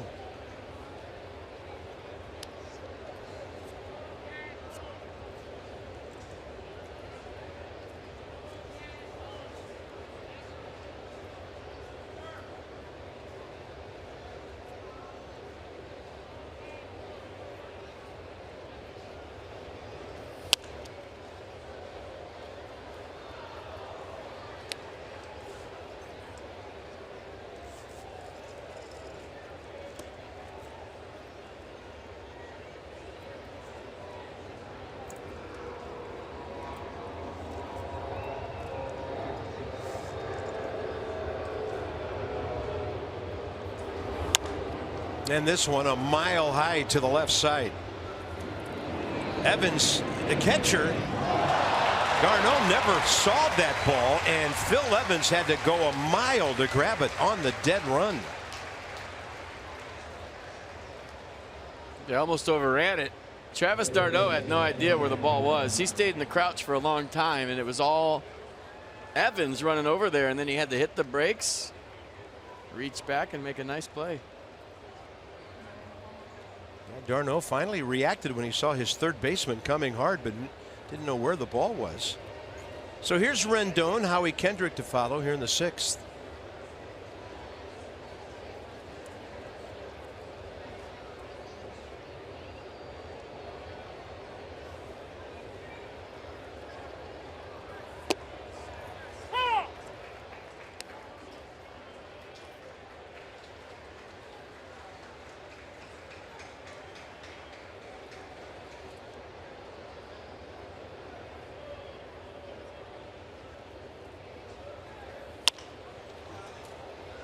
Short left, Rosario out, Nimmo in.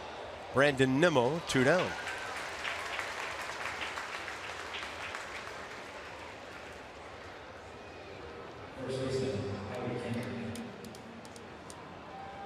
Howie Kendrick, couple of ground balls today. Good series though, 3 for 8. On base 4 times, a run batted in.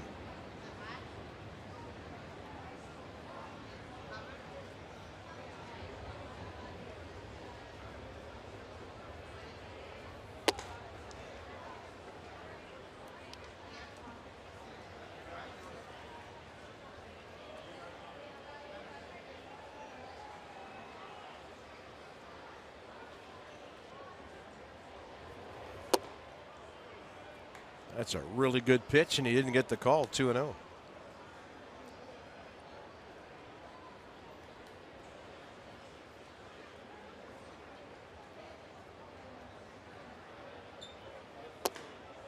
That one further away, ball 3.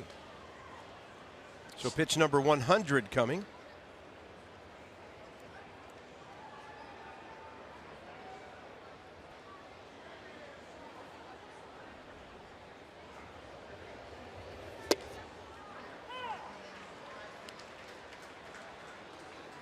We're looking to do some damage here on a 3-1 fastball if he gets one where he's looking.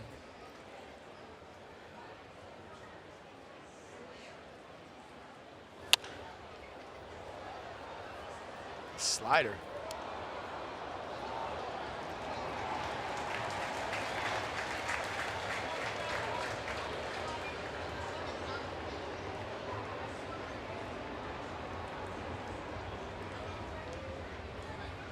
Good battle by Howie here on a 3-2 with 2 outs. And a foul tip is strikeout number 11 for Jacob deGrom through 6. Scherzer pitching just as well or better.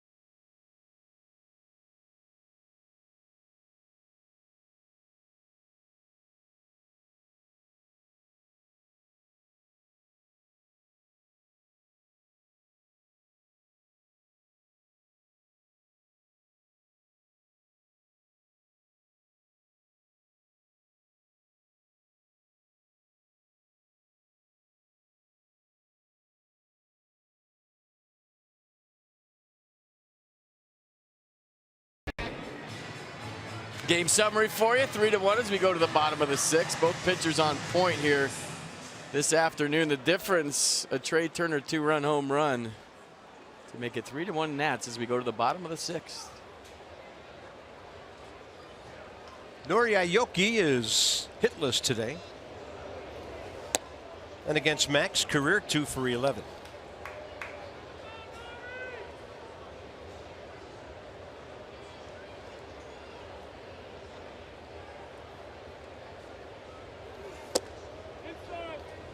Pretty good fastball under the hands inside, said Chris Siegel.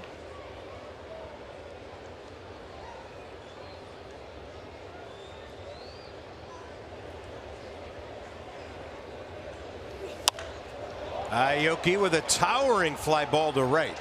Robles battling the sun, adjusts, and then he saw it at the last moment. Pretty good hand signals right there for a rookie. Look where Murphy is. About 10 feet from him out there trying to help.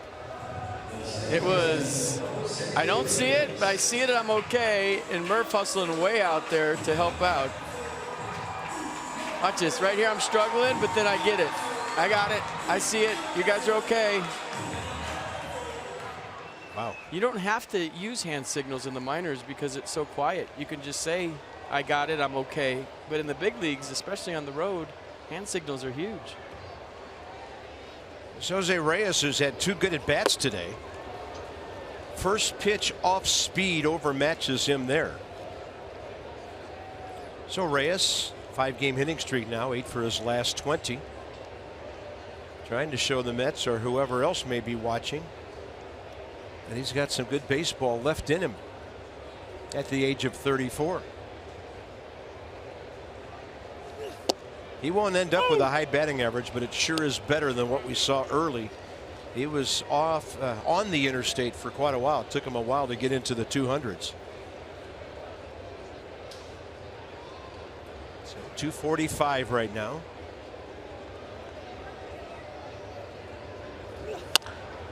All ripped and foul. So people ask me on Twitter about wipes. What are wipes? And that's a with fair your glove, question. right? Yeah, with your glove on your chest, the pitcher. So if I'm the pitcher looking in and he puts down a sign getting back to the whole wipes thing, it's just on my chest. Down is adding, up is subtracting, just with my glove. And then I come set and I make the delivery.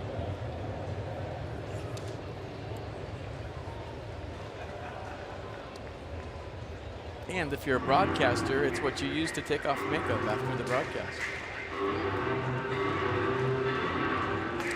And the housekeeping staff at the hotel does appreciate that. They do. Go through towels like crazy if you don't get those. Pillowcases. 1-2, and off speed again goes Max Scherzer. So there it is. 15th time this year with 10 strikeouts or more. Changeup's been real nice for Max all day long. 84 and a beauty. 10 strikeouts or more 64 times.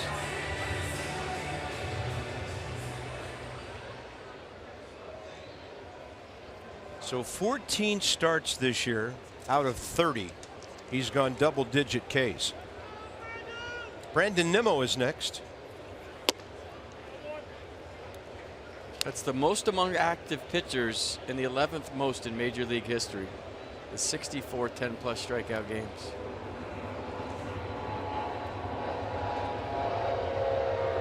Adding to the Cooperstown resume every 5th day, it seems like, doesn't it? Building. So not that much there for the Mets. The Nimmo home run, it was a blast. Second level, right field, first inning. Since then, the Reyes looping liner up the middle, and then the Rosario double last inning. Right down the line in right.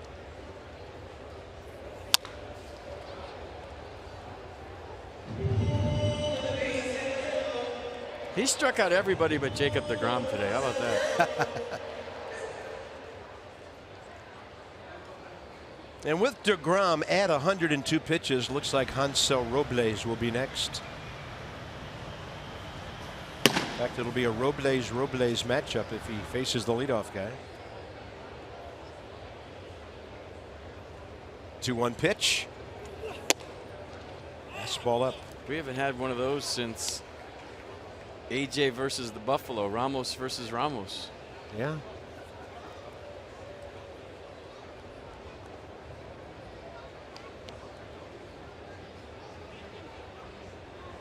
Max has kept the pitch count reasonable all afternoon. 3-1. And that one got away from him. The changeup. Nimmo aboard for the second time. First walk today.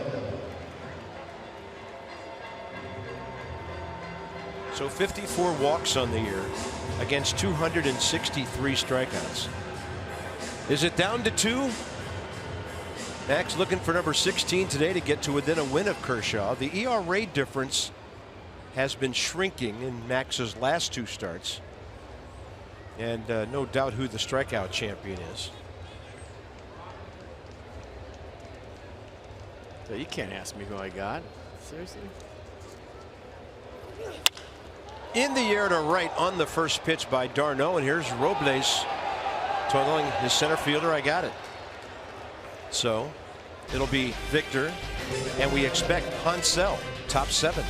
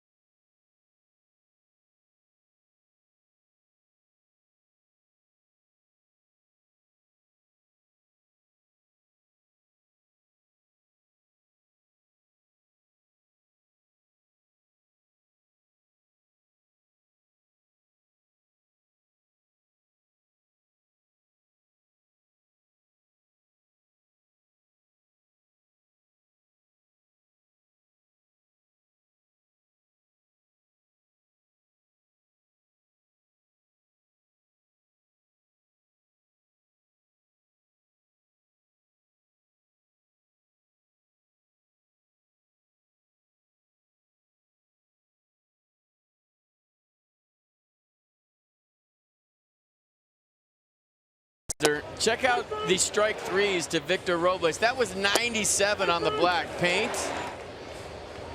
Second at bat, 96 on the black paint.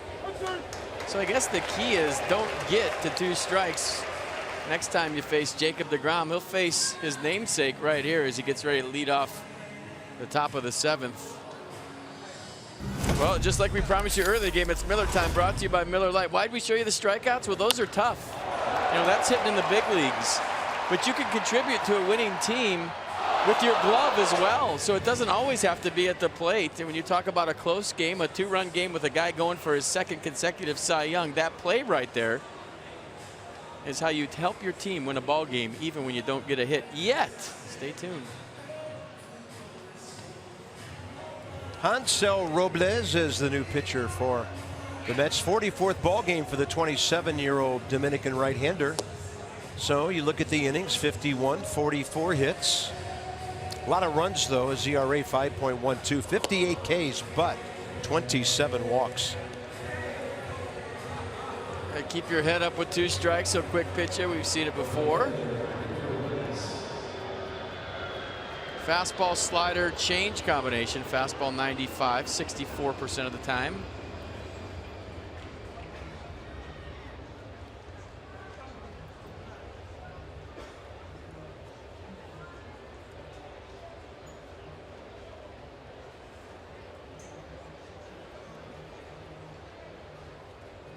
Top of the 7th.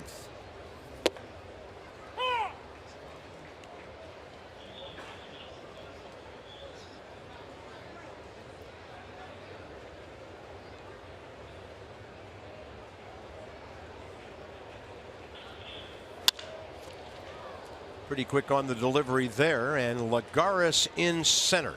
1 out.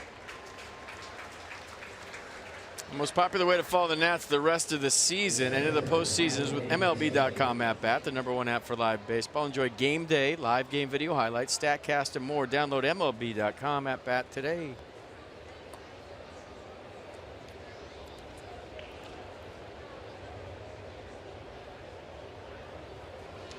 Michael A. Taylor, an infield hit, led to a bit of a padding on the scoreboard last time, and an add-on run in the 5th.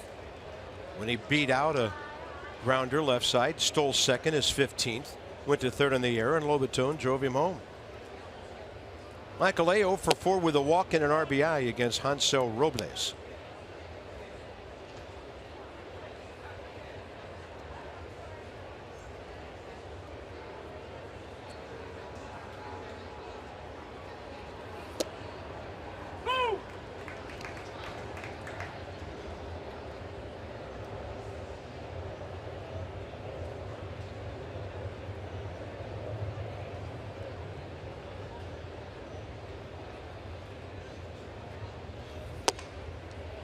Two. Couple of tie games in the Central right now. St. Louis at Pittsburgh, no score after 4. Cubs at Milwaukee, no score after 3. And Colorado lost again last night, and they were shut out again. What is going on with their offense? Michael A. Taylor will take strike 3. So 1 out here in the 7th. Dan, what's up? Bob, you don't see this very often, but before today's game, Jose Lobaton was out taking batting practice about an hour, less than an hour, before first pitch. Now, he was joining a group of players who are on the disabled list: Bryce Harper, Stephen Drew, Ryan Goodwin, all those guys getting in their work, but they aren't playing in today's game. Jose, about an hour, little less than an hour before the game was going to start, was getting in his early work, putting that work in with Rick Shue and others, and it's paid off so far with a 2-for-2 day. Yeah, how about that? Up the middle and then opposite field for an RBI against deGrom. So that's our Coons.com sideline report. When you're talking cars, you're talking Coons. Well, that's a fact that nobody talks about for backup catchers, that most of the times they get the day game after the night game. And the day game after the night game, you generally don't take batting practice, so you don't get the normal routine that you're used to as a starter. Over to his right to grab it, Hansel Robles, and that's a 1-2-3 7th for him. Hey, go ahead and stretch. I mean, we feel at home here. You should feel at home in D.C. Middle of the 7th.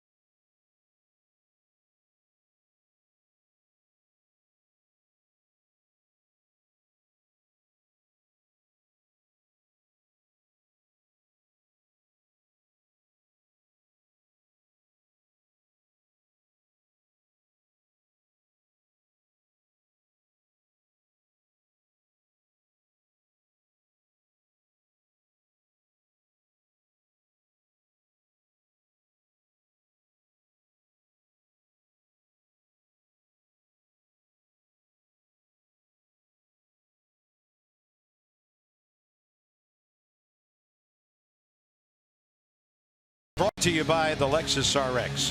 Featuring a pre-collision system with pedestrian detection standard. Beautiful day over in Manhattan. Ah, there they are. Mr. and Mrs. Met. Heard they were on the rocks, but they look good today. Having fun at the ballpark. Wait a minute. From that to this? Come on.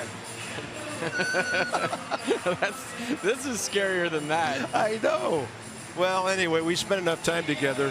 You know, unlike you say, a week from tomorrow, you can pick your own friends. The end of the season is approaching. Max Scherzer, by the way, he's going to be done here after 6. Matt's up by 2, and you know, maybe Dusty playing it safe with Max for the final week. Well, per Dan's report, nice little tune-up for Max, making the mechanical adjustments. He looked great today. The changeup was bueno, and hopefully they hold on for his 16th win, and he's got one more start, get to 17, and let the Cy Young discussion begin. So Joe Blanton will get the call for the 49th time this year.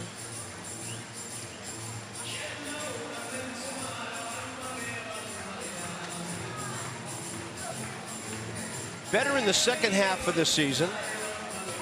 He did give up the winning run for the Mets here on Friday night. Came in the 6th inning and gave up a couple of doubles, Lagares and Aoki.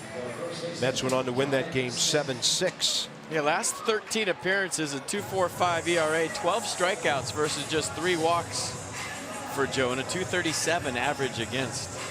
So Max Scherzer, who could win number 16 if the bullpen takes care of business here. 87 pitches, 59 strikes in 6 innings, a run on just 3 hits. Walked 1, struck out 10. What a good outing. Again. Max goes at least 6 innings for the 26th time in 30 starts.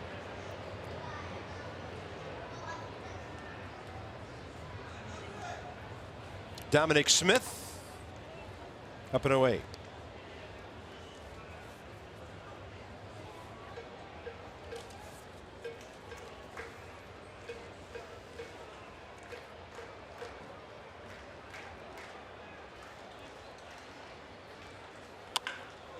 Well hit, but Robles is playing over toward the gap. Didn't have to go far for that well hit ball. 1 out. Ball has found him in the sun field we call right field. There's Max, whose day's done, and done quite well.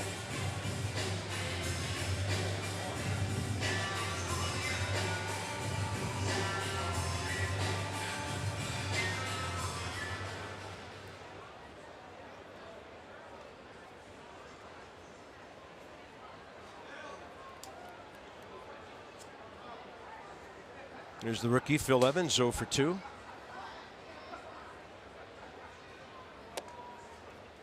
High slider, got a strike with it.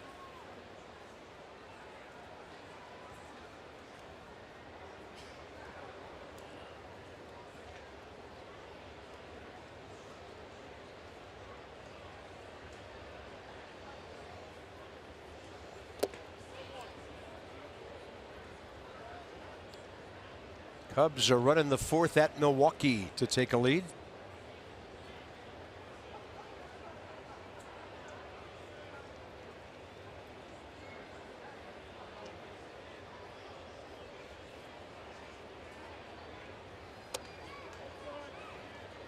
Close. Throw back, not so much.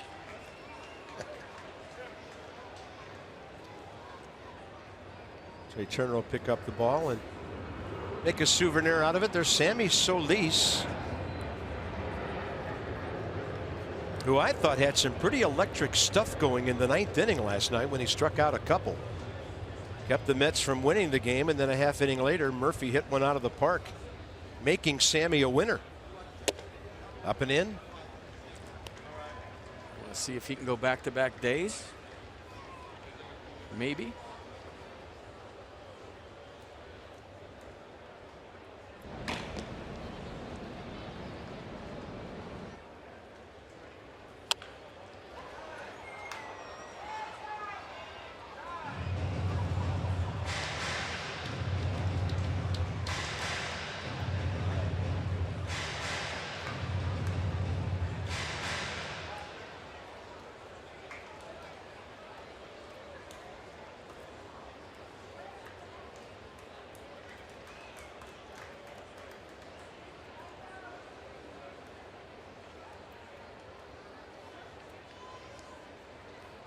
So Evans a fly ball to short.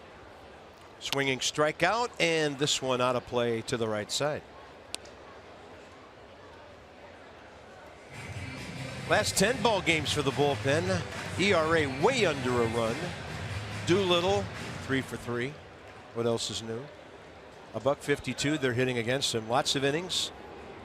And the strikeout to walk ratio is almost 6-1.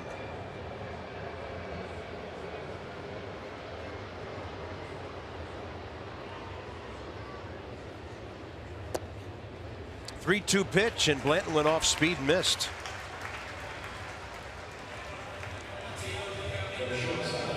All right, Nats Plus memberships are on sale right now. Guaranteed the best available seats for next year in the regular season. Plus, you get access to 2017 postseason tickets, 2018 All-Star tickets, including the Home Run Derby. So visit nationals.com/2018 today. Ahmed Rosario double opposite field last time against Max Scherzer.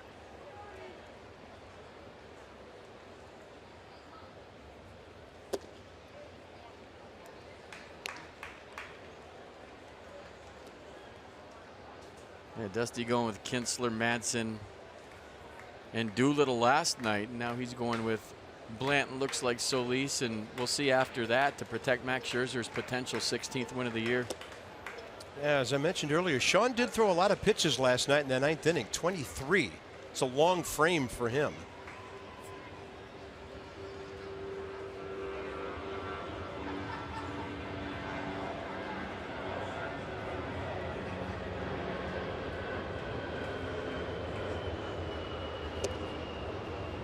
It's a good pitch.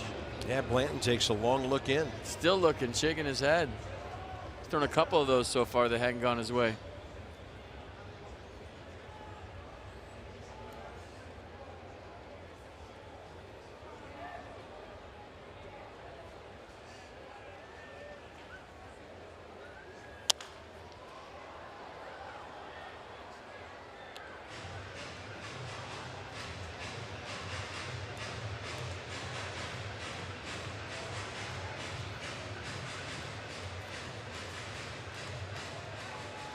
Eric Goodell.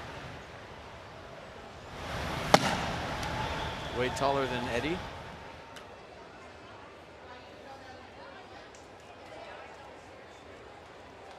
A lot quieter weekend than Roger. Oh, you went there.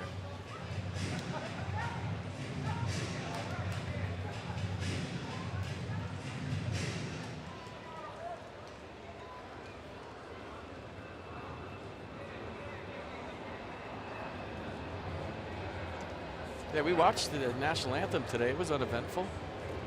Never know. We were looking.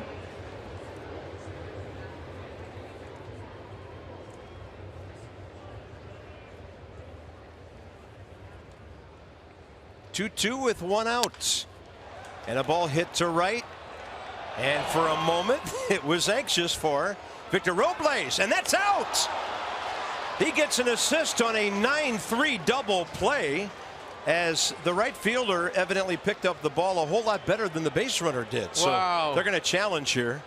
Okay, that play had a lot going on. First of all, I thought Robles overran it. It was going over his head, and you had a one-run game. But watch the cannon of Victor Robles. So he already made a spectacular play into the fence, and watch the throw. Short hops into Howie Kendrick's glove. I think he got him with the naked eye from where we're sitting, so good correction with the sun in his eyes. And then a bullet to Howie. Did he get him? I think they're going to look. Are they checking? They're going to challenge the 9-3. By the way, that call was made by Mike Winters, who came over from second base. First base umpire Mike Malinsky was watching the play in right. Ooh, that angle, it looked like they got him, but you couldn't tell where the foot was. Pretty good pick by Howie Kendrick, too. Robles just looked at it on the big screen. He's running off the field. And so is Daniel Murphy, who the rest of the Nats, that's all they need to see is the scoreboard. Yeah, I've always wondered. That's out. He's out. It was in his glove. What if they have a challenge and nobody stayed? We're about to find out. Every day he does something, right? He's done a lot today defensively. Like I said, you can help win a ball game with your glove, and he's done that here today. Wow. Double play 9-3 as Robles has been spectacular, and he's been playing in that sun field all day.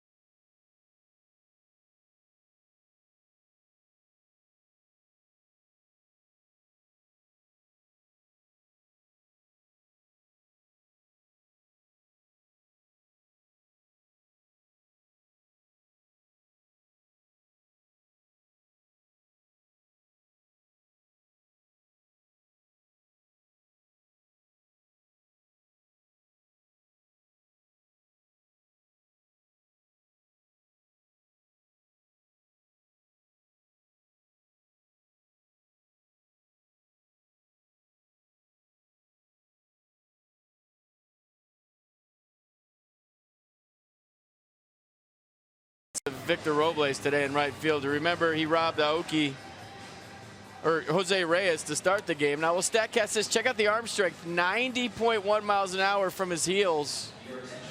And I think the reason Evans got doubled off is because he saw what we saw, maybe got fooled thinking it was going to go over Victor's head, took an extra step, and that was the difference, hustling back to first. But as a base runner, when you see an outfielder take a route like that, you're thinking, oh, it's over his head. Same thing we saw up here, but then he got doubled up. What a throw. All right, first outfield assist. Hanser Robles still in the game and facing the pinch hitter here, Wilmer Difo.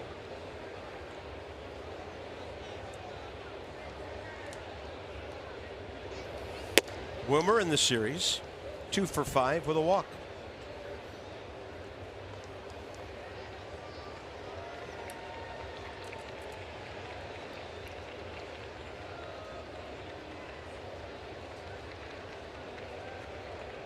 Step out.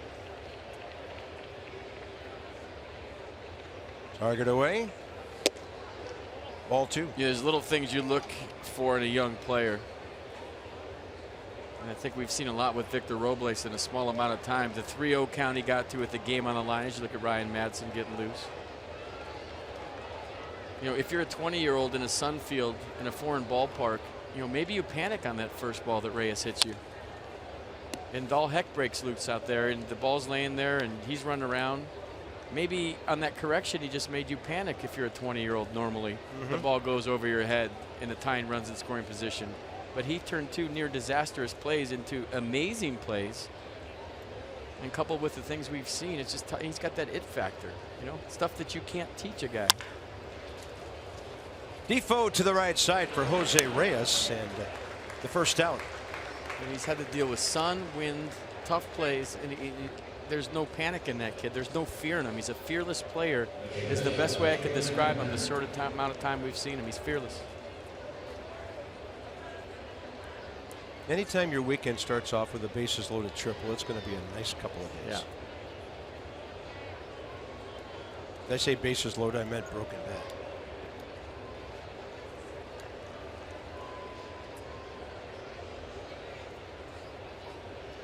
Top of the order, Trey Turner. A homer in 3 trips, and a mighty blast it was back in the 3rd. He just jumped off his bat and got out of here on a low trajectory to left, and he hit it 400 feet.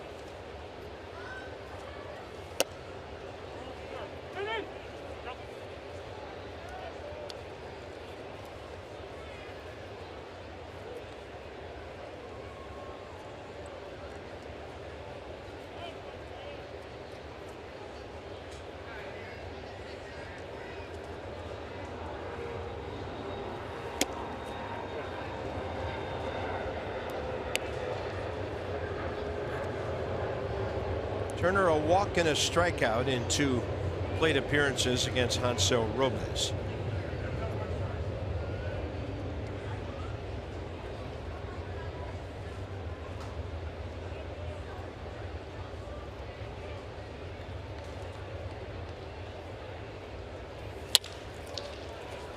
To the shortstop, Ahmed Rosario has to be quick. 2 down.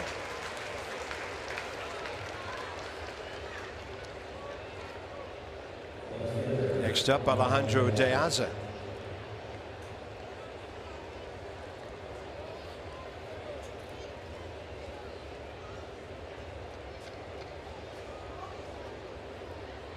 I mean, Victor Robles has to be on the playoff roster, doesn't he? At least for a pinch runner and maybe a defensive replacement late. And we've heard stories about how he's a fantastic defensive outfielder. We've seen it here today.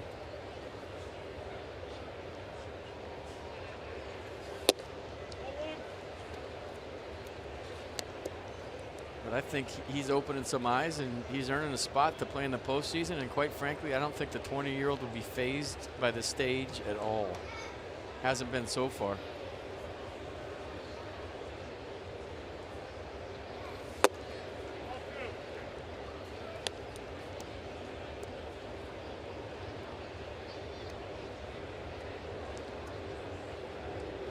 Yeah, we're thinking about this. Heard this conversation. Remember Gerard Dyson of the Royals in the postseason a couple years ago? He was a pinch runner, defensive replacement kind of guy, and blazing speed. Made some good things happen for them. Yeah. But Robles is a complete player. I mean, Dyson was just a speed guy. Although Dyson could throw, he had a plus arm and it was very accurate. You know, but I think my point is that you're probably not looking at a starter in the playoffs with Bryce back. So he'll come off the bench, but you're right. He can do more things for you than just run. It'll be interesting. De Aza gets aboard for Daniel Murphy. Why would any pitcher do that who's wearing a Mets uniform? He didn't want to walk him. 1 on, 2 outs here in the 8th. So let's see what Murph's done against Hansel Robles. Only 2 at bats, 0 for 2 with a walk. You know, one last little ounce of torture on the way out coming right here. You know, one for the road, a traveler, if you will.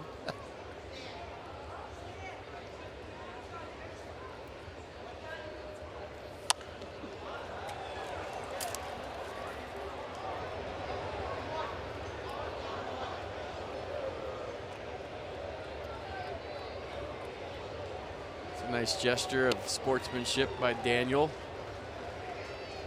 Or Dan, as Terry Collins calls him Dan Murphy. Dan Murphy. Didn't call him hits, though. I wish nothing but the best for Terry Collins. He's a fantastic baseball man, a wonderful person, and a great manager. Heard he wants to have 2 more years at least in the game, so hopefully that works out for him. If not here, somewhere where he can make an impact. Starling Marte, 7th homer of the year. Pirates get 2 in the 5th, and they lead St. Louis 3-1. St. Louis a half game back of Milwaukee, and they're still trailing to the Cubs at home 1-0 in that crazy Central. 0-1 to Murph, and that's well hit out to center, chasing Lagares, and he'll catch it a step onto the track. Wait, that didn't drop? What's going on? Hey, maybe we'll tie some cans and make noise in the back of the bus anyway.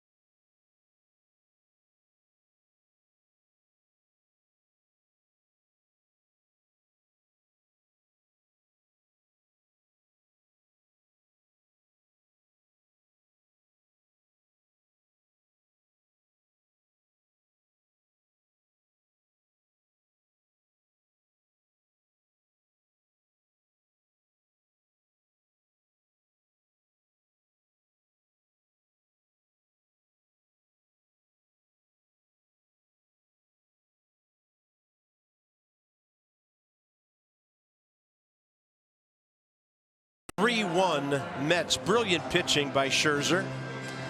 And then Blanton gets a double play thanks to Victor Robles to end the 7th. So here we go, bottom 8. And Ryan Madson, who got the call in the 8th inning last night and struck out the side. That was impressive. Nimmo, Plawecki, and Smith. Just 11 pitches, 9 strikes, gets the call today. Yeah, he's been absolutely filth since he's been a Washington National. Fastball, slider, curveball change.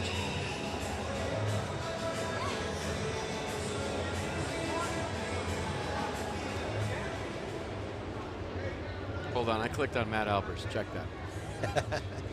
Well, I'll give you a little fill here and tell you that in Pittsburgh, a young player by the name of Jordan Luplow, who we will see next weekend, has hit a home run. Now the contending St. Louis ball club down by 3 to the Bucks.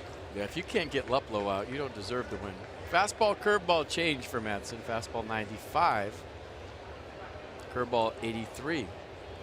Juan Lagares, first career at bat against Ryan. And the ball running back into his bat, and that was hammered up the middle. So that's big for the Mets in a 2-run game with Asdrubal Cabrera about to pinch hit, and we'll have a pinch runner first.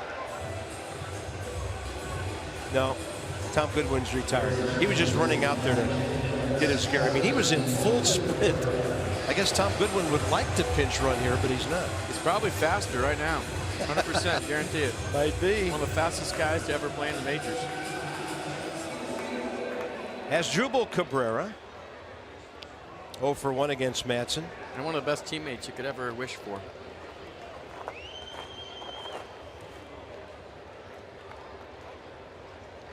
So with one swing, this becomes a game situation with 6 outs yet to get for the Nats. Mentioned last night how well Asdrubal has been going in the second half.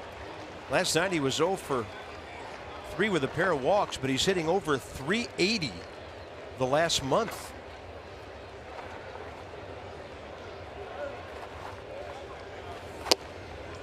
In there, 0-2.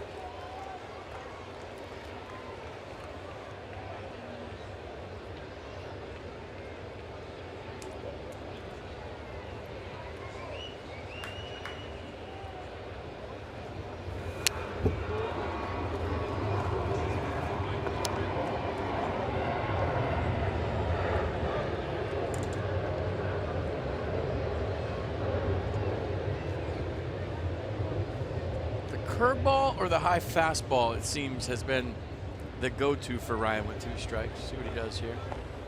Curveball might be a ground ball pitch.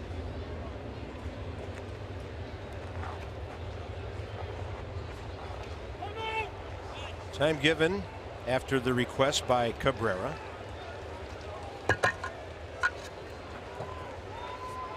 I wonder if they go back in there. Cabrera called timeout. He looked where Lobaton was setting. He was setting up in. That's telling him a fastball in's coming. Do they go back in there again? Because they kind of tipped their hand. Yeah, they're going back in there again.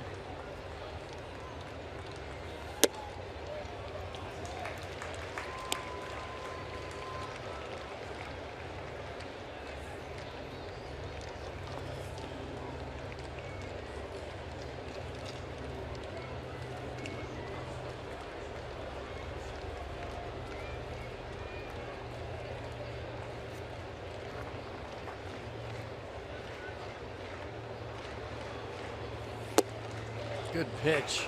Yeah, Lobaton framing it, holding it, but it's ball 2. Wow. Not sure where this was. Still not sure. Wow, plenty of plate.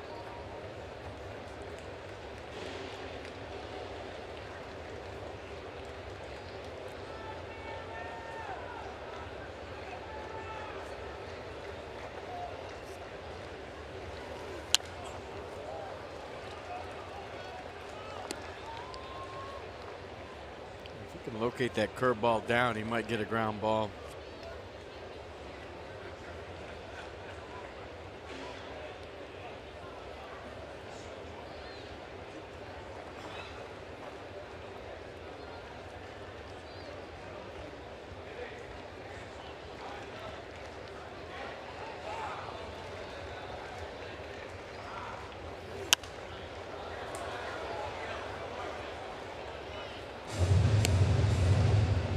good at bat right here by Asdrubal. He's fighting. Anytime you come off the bench cold, the more pitches you see, the better off you are. Yeah, only a second career at bat against Madsen.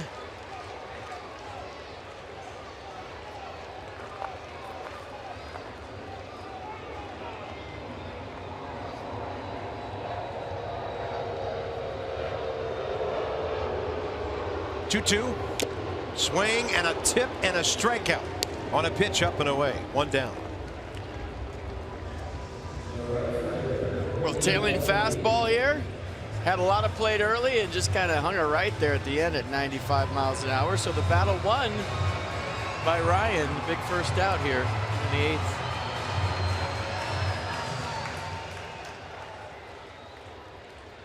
Nori Aoki is 0 for 3 today. All of that against Max with a swinging strikeout, grounded to third, fly ball to right.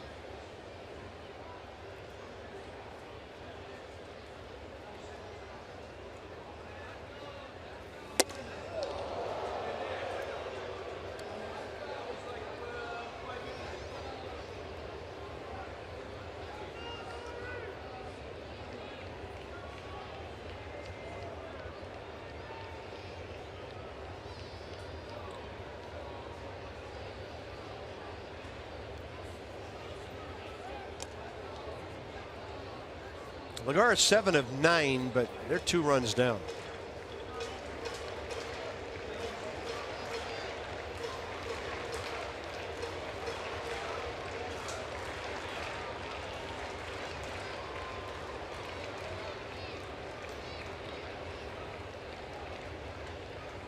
He is running, and it's a base hit to left. With the play right in front of him, going to third is Juan Lagares. And the Mets have the tying runs aboard.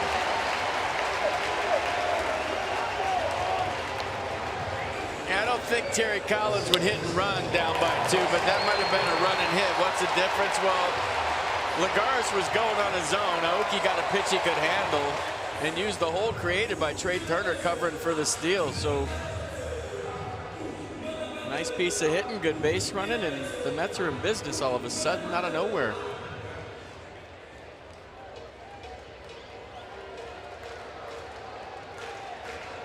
Jose Reyes 1 for 3 today against Scherzer.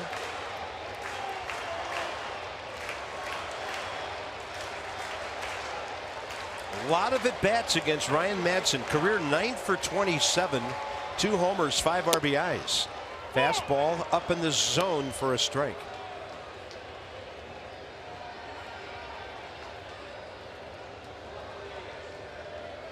That bunt where he brings one with him isn't the worst play here, because it could get a run in and get the tie-in run and scoring position all in one play. He's probably thinking bigger and better things right now, but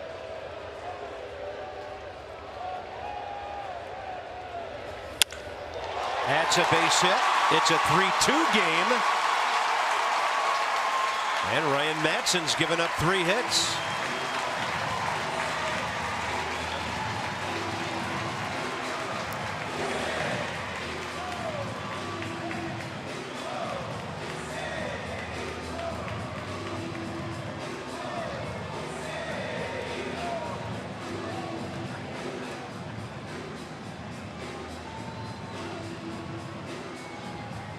So Brandon Nimmo is next. Runners at first and second, 1 out.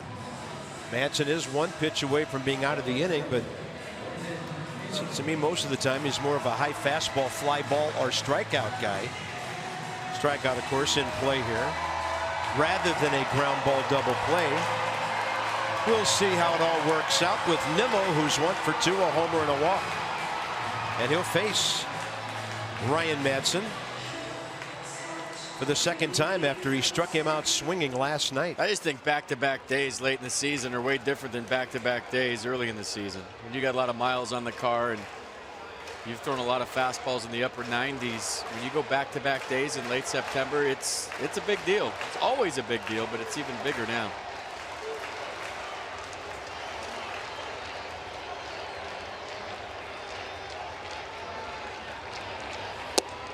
Great breaking ball, diving down and in.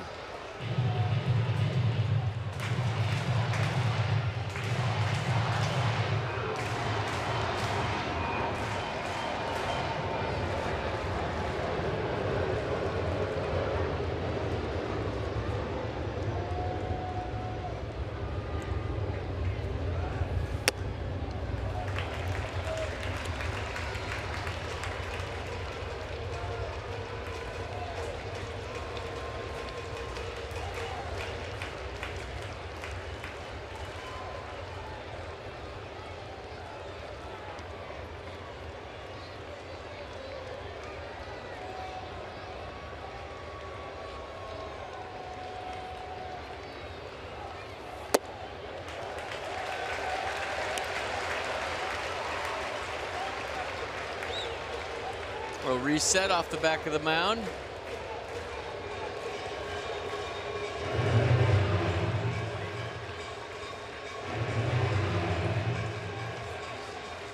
Yeah, good speed out there for the Mets.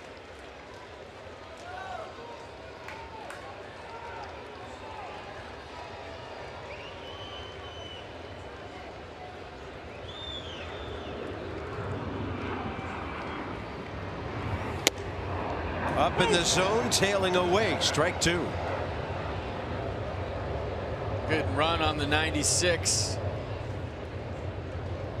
Similar to the pitch as Drubel struck out on it. You look at Sammy Solis getting loose.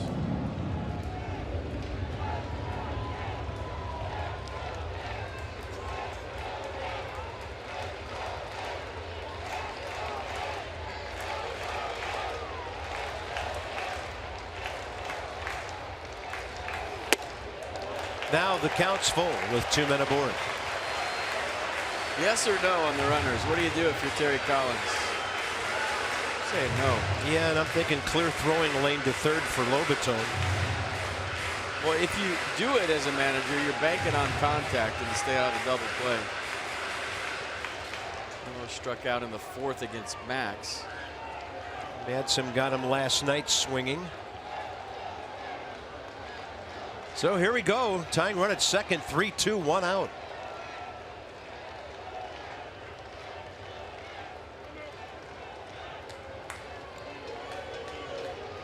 See, if I'm a hitter and he's taking that long, I'm thinking he's not throwing a fastball. But you have to be ready because it's 96.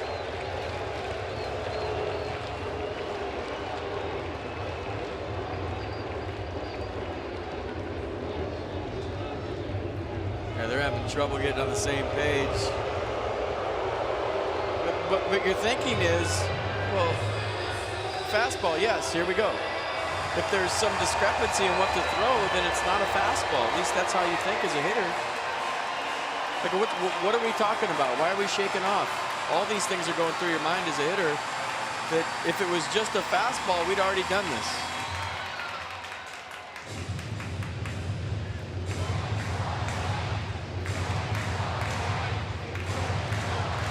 As you can tell as a hitter, I got in my own head way too much, but you have to think like that at least the best you can in a big situation.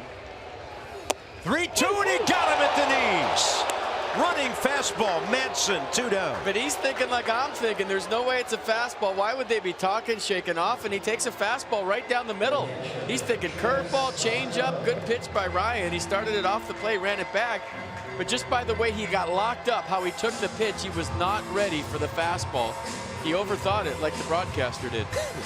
He did. All right, it's Travis d'Arnaud now.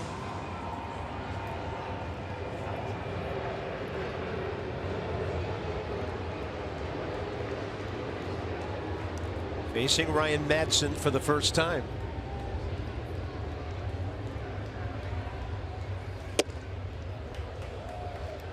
Shadow from the third base grandstand creeping into the batter's box during this half inning.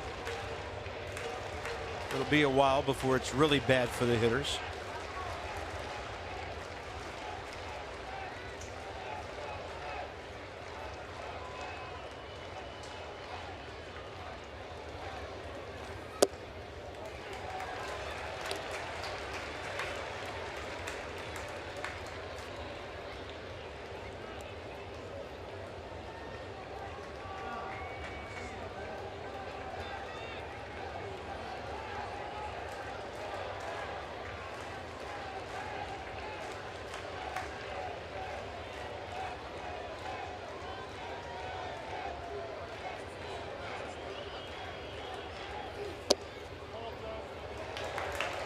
Madsen thought he had a strike.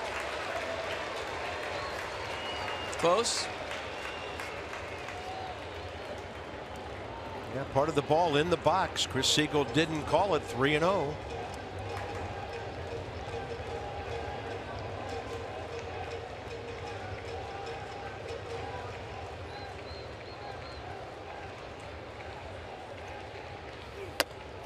Bases loaded.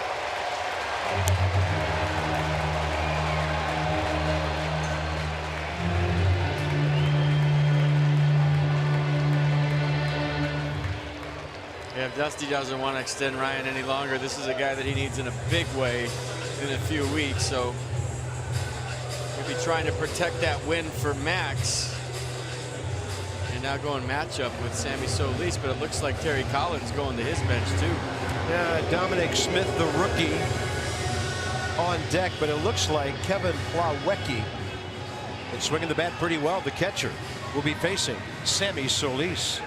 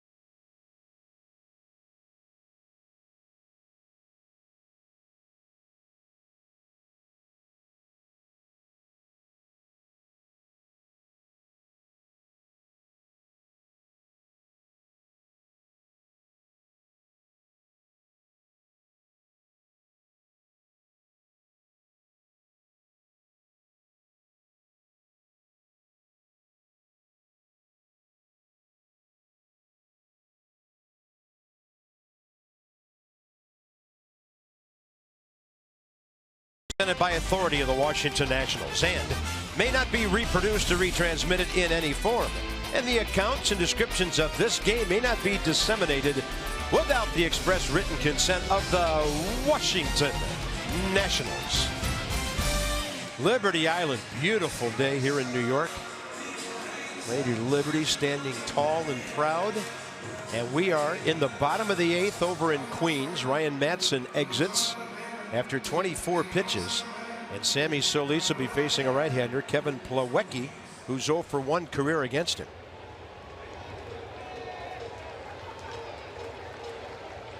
Yeah, fastball, curveball change. And one huge out to get to preserve the 3-2 lead.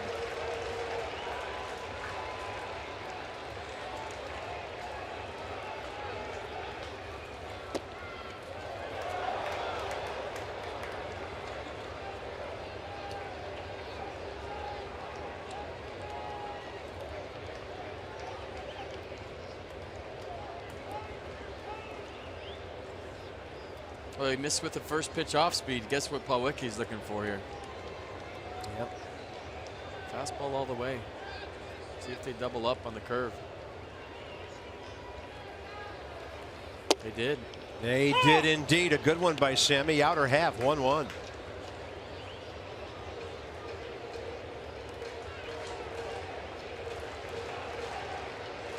Aoki, Reyes, and d'Arnaud.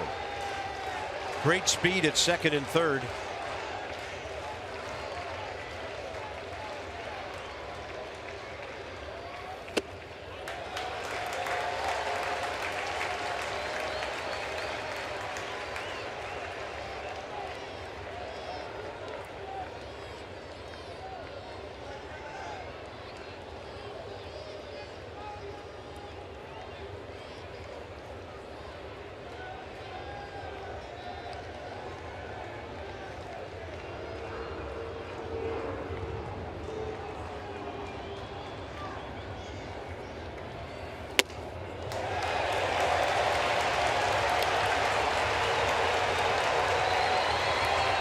$29,057 will be making lots of noise now. You got to throw a strike right here.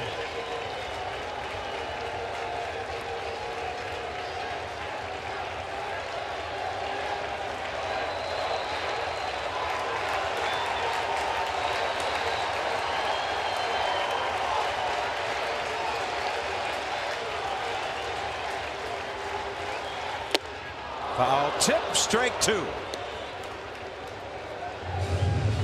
Crank him up. 3-2. 2 outs. Bases loaded. 1-run game. Bottom of the 8th. No big deal. Huge pitch coming right here, right now.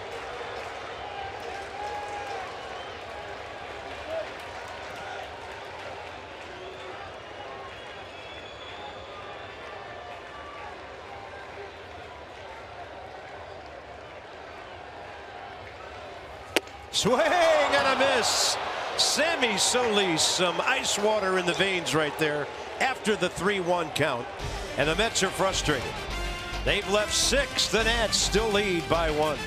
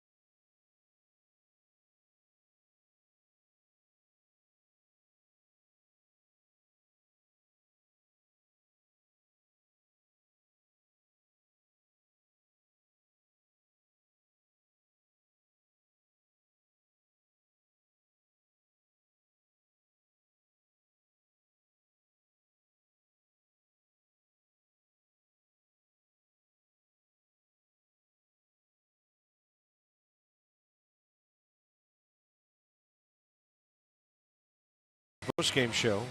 I have a feeling you might see a couple of 8th inning fastballs during the highlights.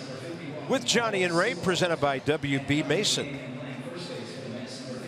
Yeah, huge strikeout right here. Plawecki, 3-2 pitch. Runners going. Top of the zone. Probably too close to take, but he couldn't get on top. And the 1-run lead is intact. Nats trying to add on right here, right now.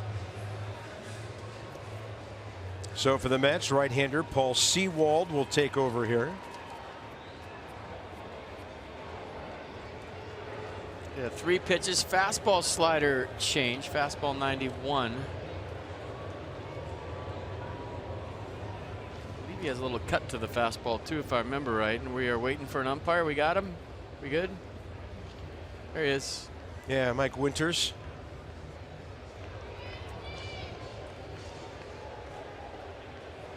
Matt Reynolds at first. He will be batting in the number 9 spot. Bathroom trips by umpires going to be changed next year too. It's a new rule. Can't do it, sorry. Trips to the mound, bathroom trips, all illegal next year. Yeah, one tough commissioner. Ram.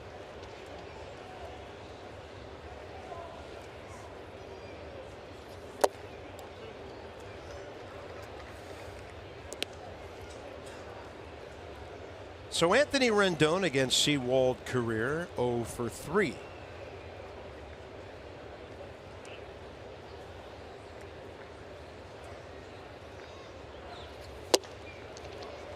Good fastball, run to it, outer half, 2-1. Good conversation going on between Rendon and Darno mid at bat right now.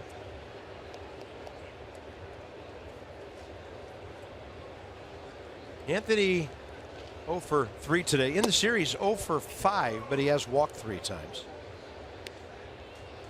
You know, Brandon Kintzler did have 28 saves for the Minnesota Twins. So it looks like he's going to have a chance for his first with the Nats.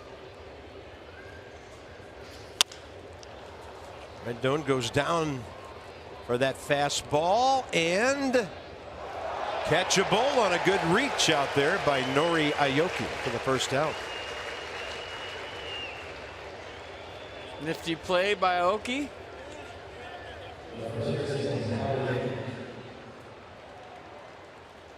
Check in the fence. I mean, if that's a foot further, look at, there's a big fence down there. So there's a space where there's no guarding, and then as it gets higher, there's a guardrail. And right where he caught that is right where about the fence starts down the right field line. See the fence? Right there. Yeah, a lot of things to do for a right fielder in foul ground.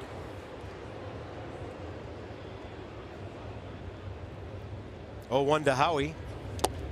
Ball skips in off the dirt. Kendrick 0 for 1 career against Sewald, who makes his second appearance of the series. He pitched a scoreless inning in 2/3 to help preserve the Mets' 7-6 win on Friday. That ball rocked out to center and caught on the run and the roll by Juan Lagares. 2 down. That was a nice play, unless you're Howie Kendrick. Can't sting it any harder than this. Low line drive. Lagares tracking the whole way, makes a fine running catch into a tumble, and robs Howie Kendrick of what would have been his first knock of the day.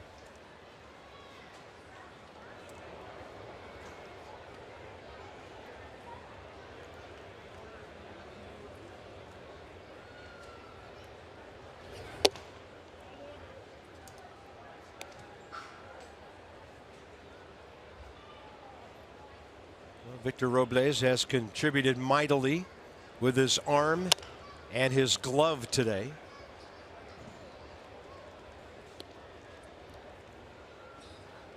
Has a hit in this series, drove in a couple of runs with that exciting play in the 5th inning, the triple on Friday night.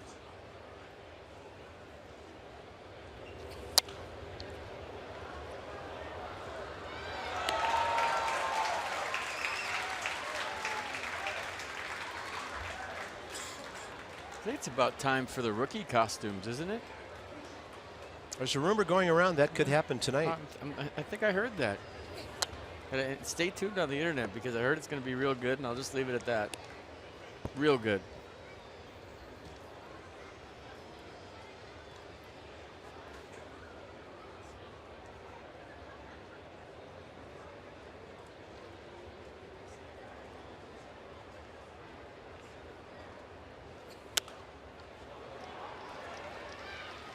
Robles not trying to do too much here, taking it where it's pitched, keeping the at bat alive.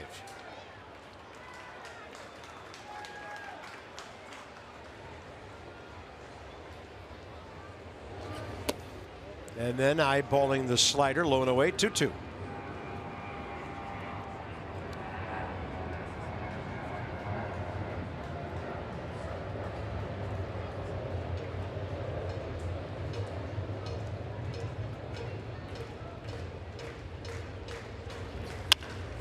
Rip to the left side. Evans. Nats go 1-2-3. Here we go. Brandon Kinsler, 28 saves for Minnesota, 45 in his career. He's on for the bottom of the ninth.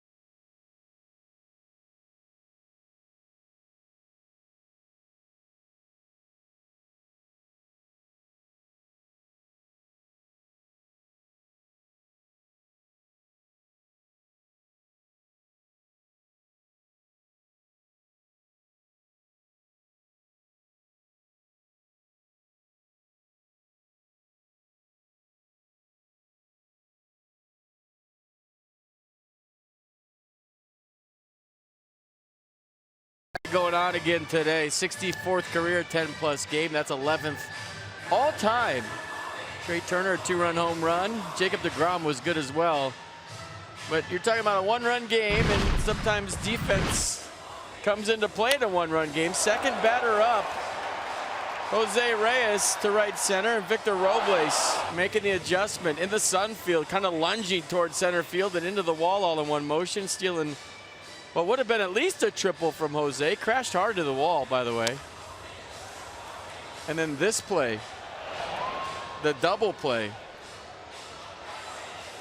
And a nice pick by Howie Kendrick. See how he put his hands up saying, you got him, throw it. So 1-run game, defense important, and Victor Robles might be the difference in this one. So here's Brandon Kinsler. I mean, 9th inning, nothing unusual to him. He was Minnesota's guy. They traded away an all-star caliber closer, and here he is. Nice versatility, by the way, at the back end of this bullpen. Deep breath, haven't done it in a while. I think his last time to try to close a game was in Houston, if I'm not mistaken. So fastball, slider change. Fastball, a lot of sink to it.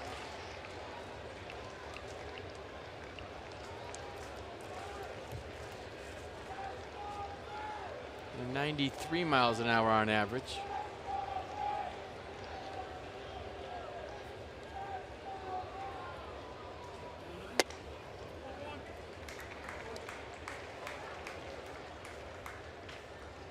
I think it was the night that Dusty put Doolittle in the 8th and Kinsler in the 9th and tried to do the matchup thing, and that was the last time we saw that.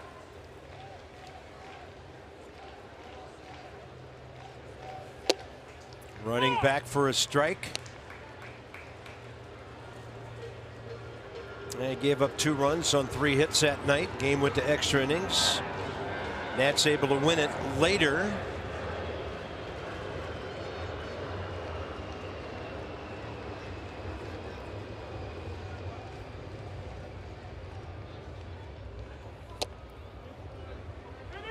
Phil Evans had a pinch hit against him. Leading off as a pinch hitter in the 7th inning last night. The count goes 2-1.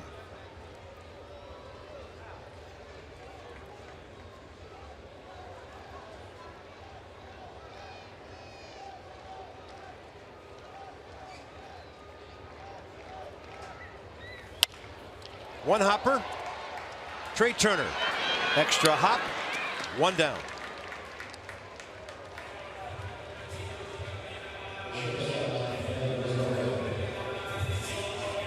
Next up, the rookie Ahmed Rosario.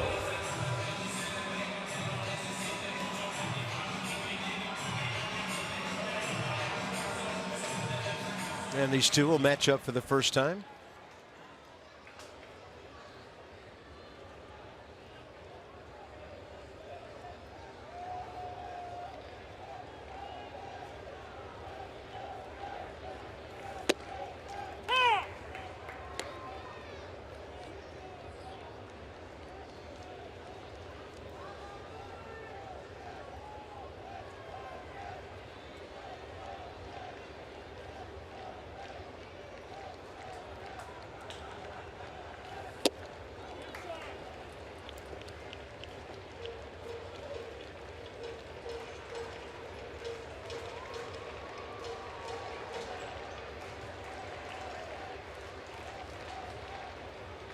Rendon near the bag at third.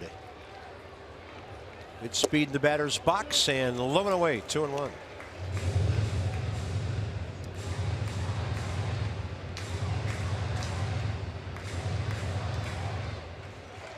So from the sunny mound, ball crossing into the shadows here.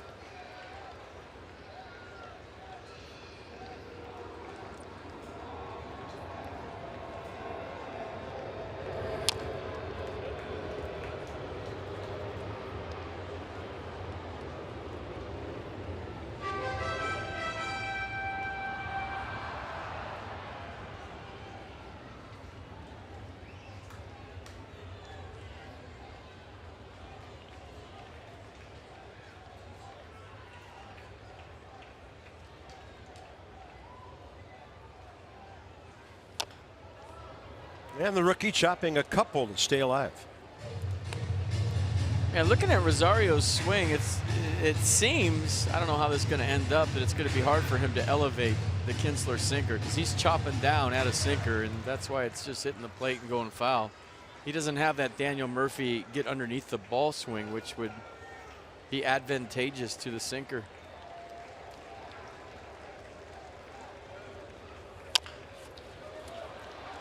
Rendon, bare hand, impossible play with the speed of the batter.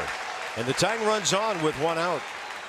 Anthony had backed up a little with 2 strikes from where he was earlier in the at-bat. Yeah, pretty good effort, but you had a feeling that that's all that Rosario could do with the pitch. Rendon did all he could, and now the Mets have some serious speed on first. Yeah, the rookie 7 out of 10 stealing. Juan Lagares is the hitter.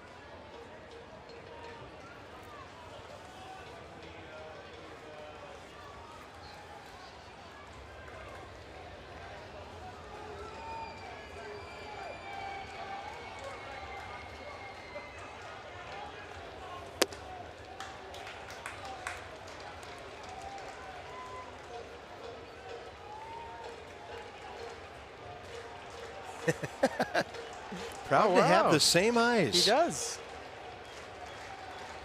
Very cool.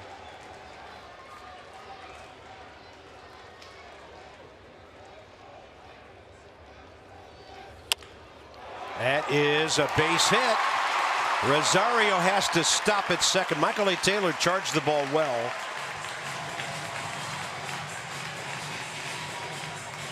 Matt Reynolds will be the hitter in the number 9 spot after the double switch. But when you're a ground ball pitcher, you're at the mercy of them being right at somebody or not. So a swinging bunt to third, basically, and then one with eyes up the middle, and we have a little drama here all of a sudden at the bottom of the 9th in a 1-run game.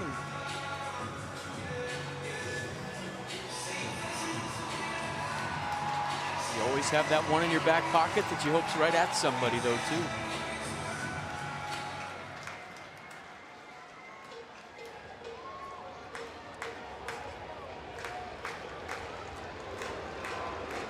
These two have faced each other once. It resulted in a hit batter.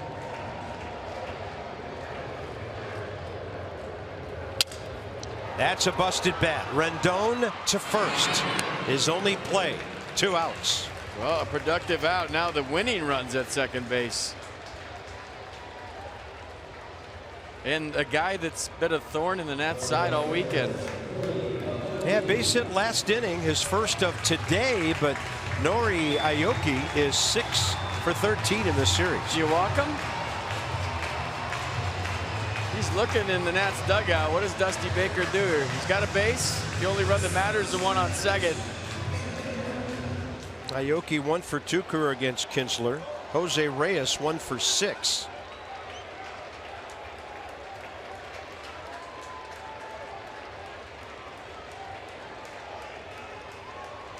I guess if you do fall behind and walk this guy, it doesn't cost you a run. But it's 2 speedy guys batting left-handed, and Aoki up there hacking. Strike 1.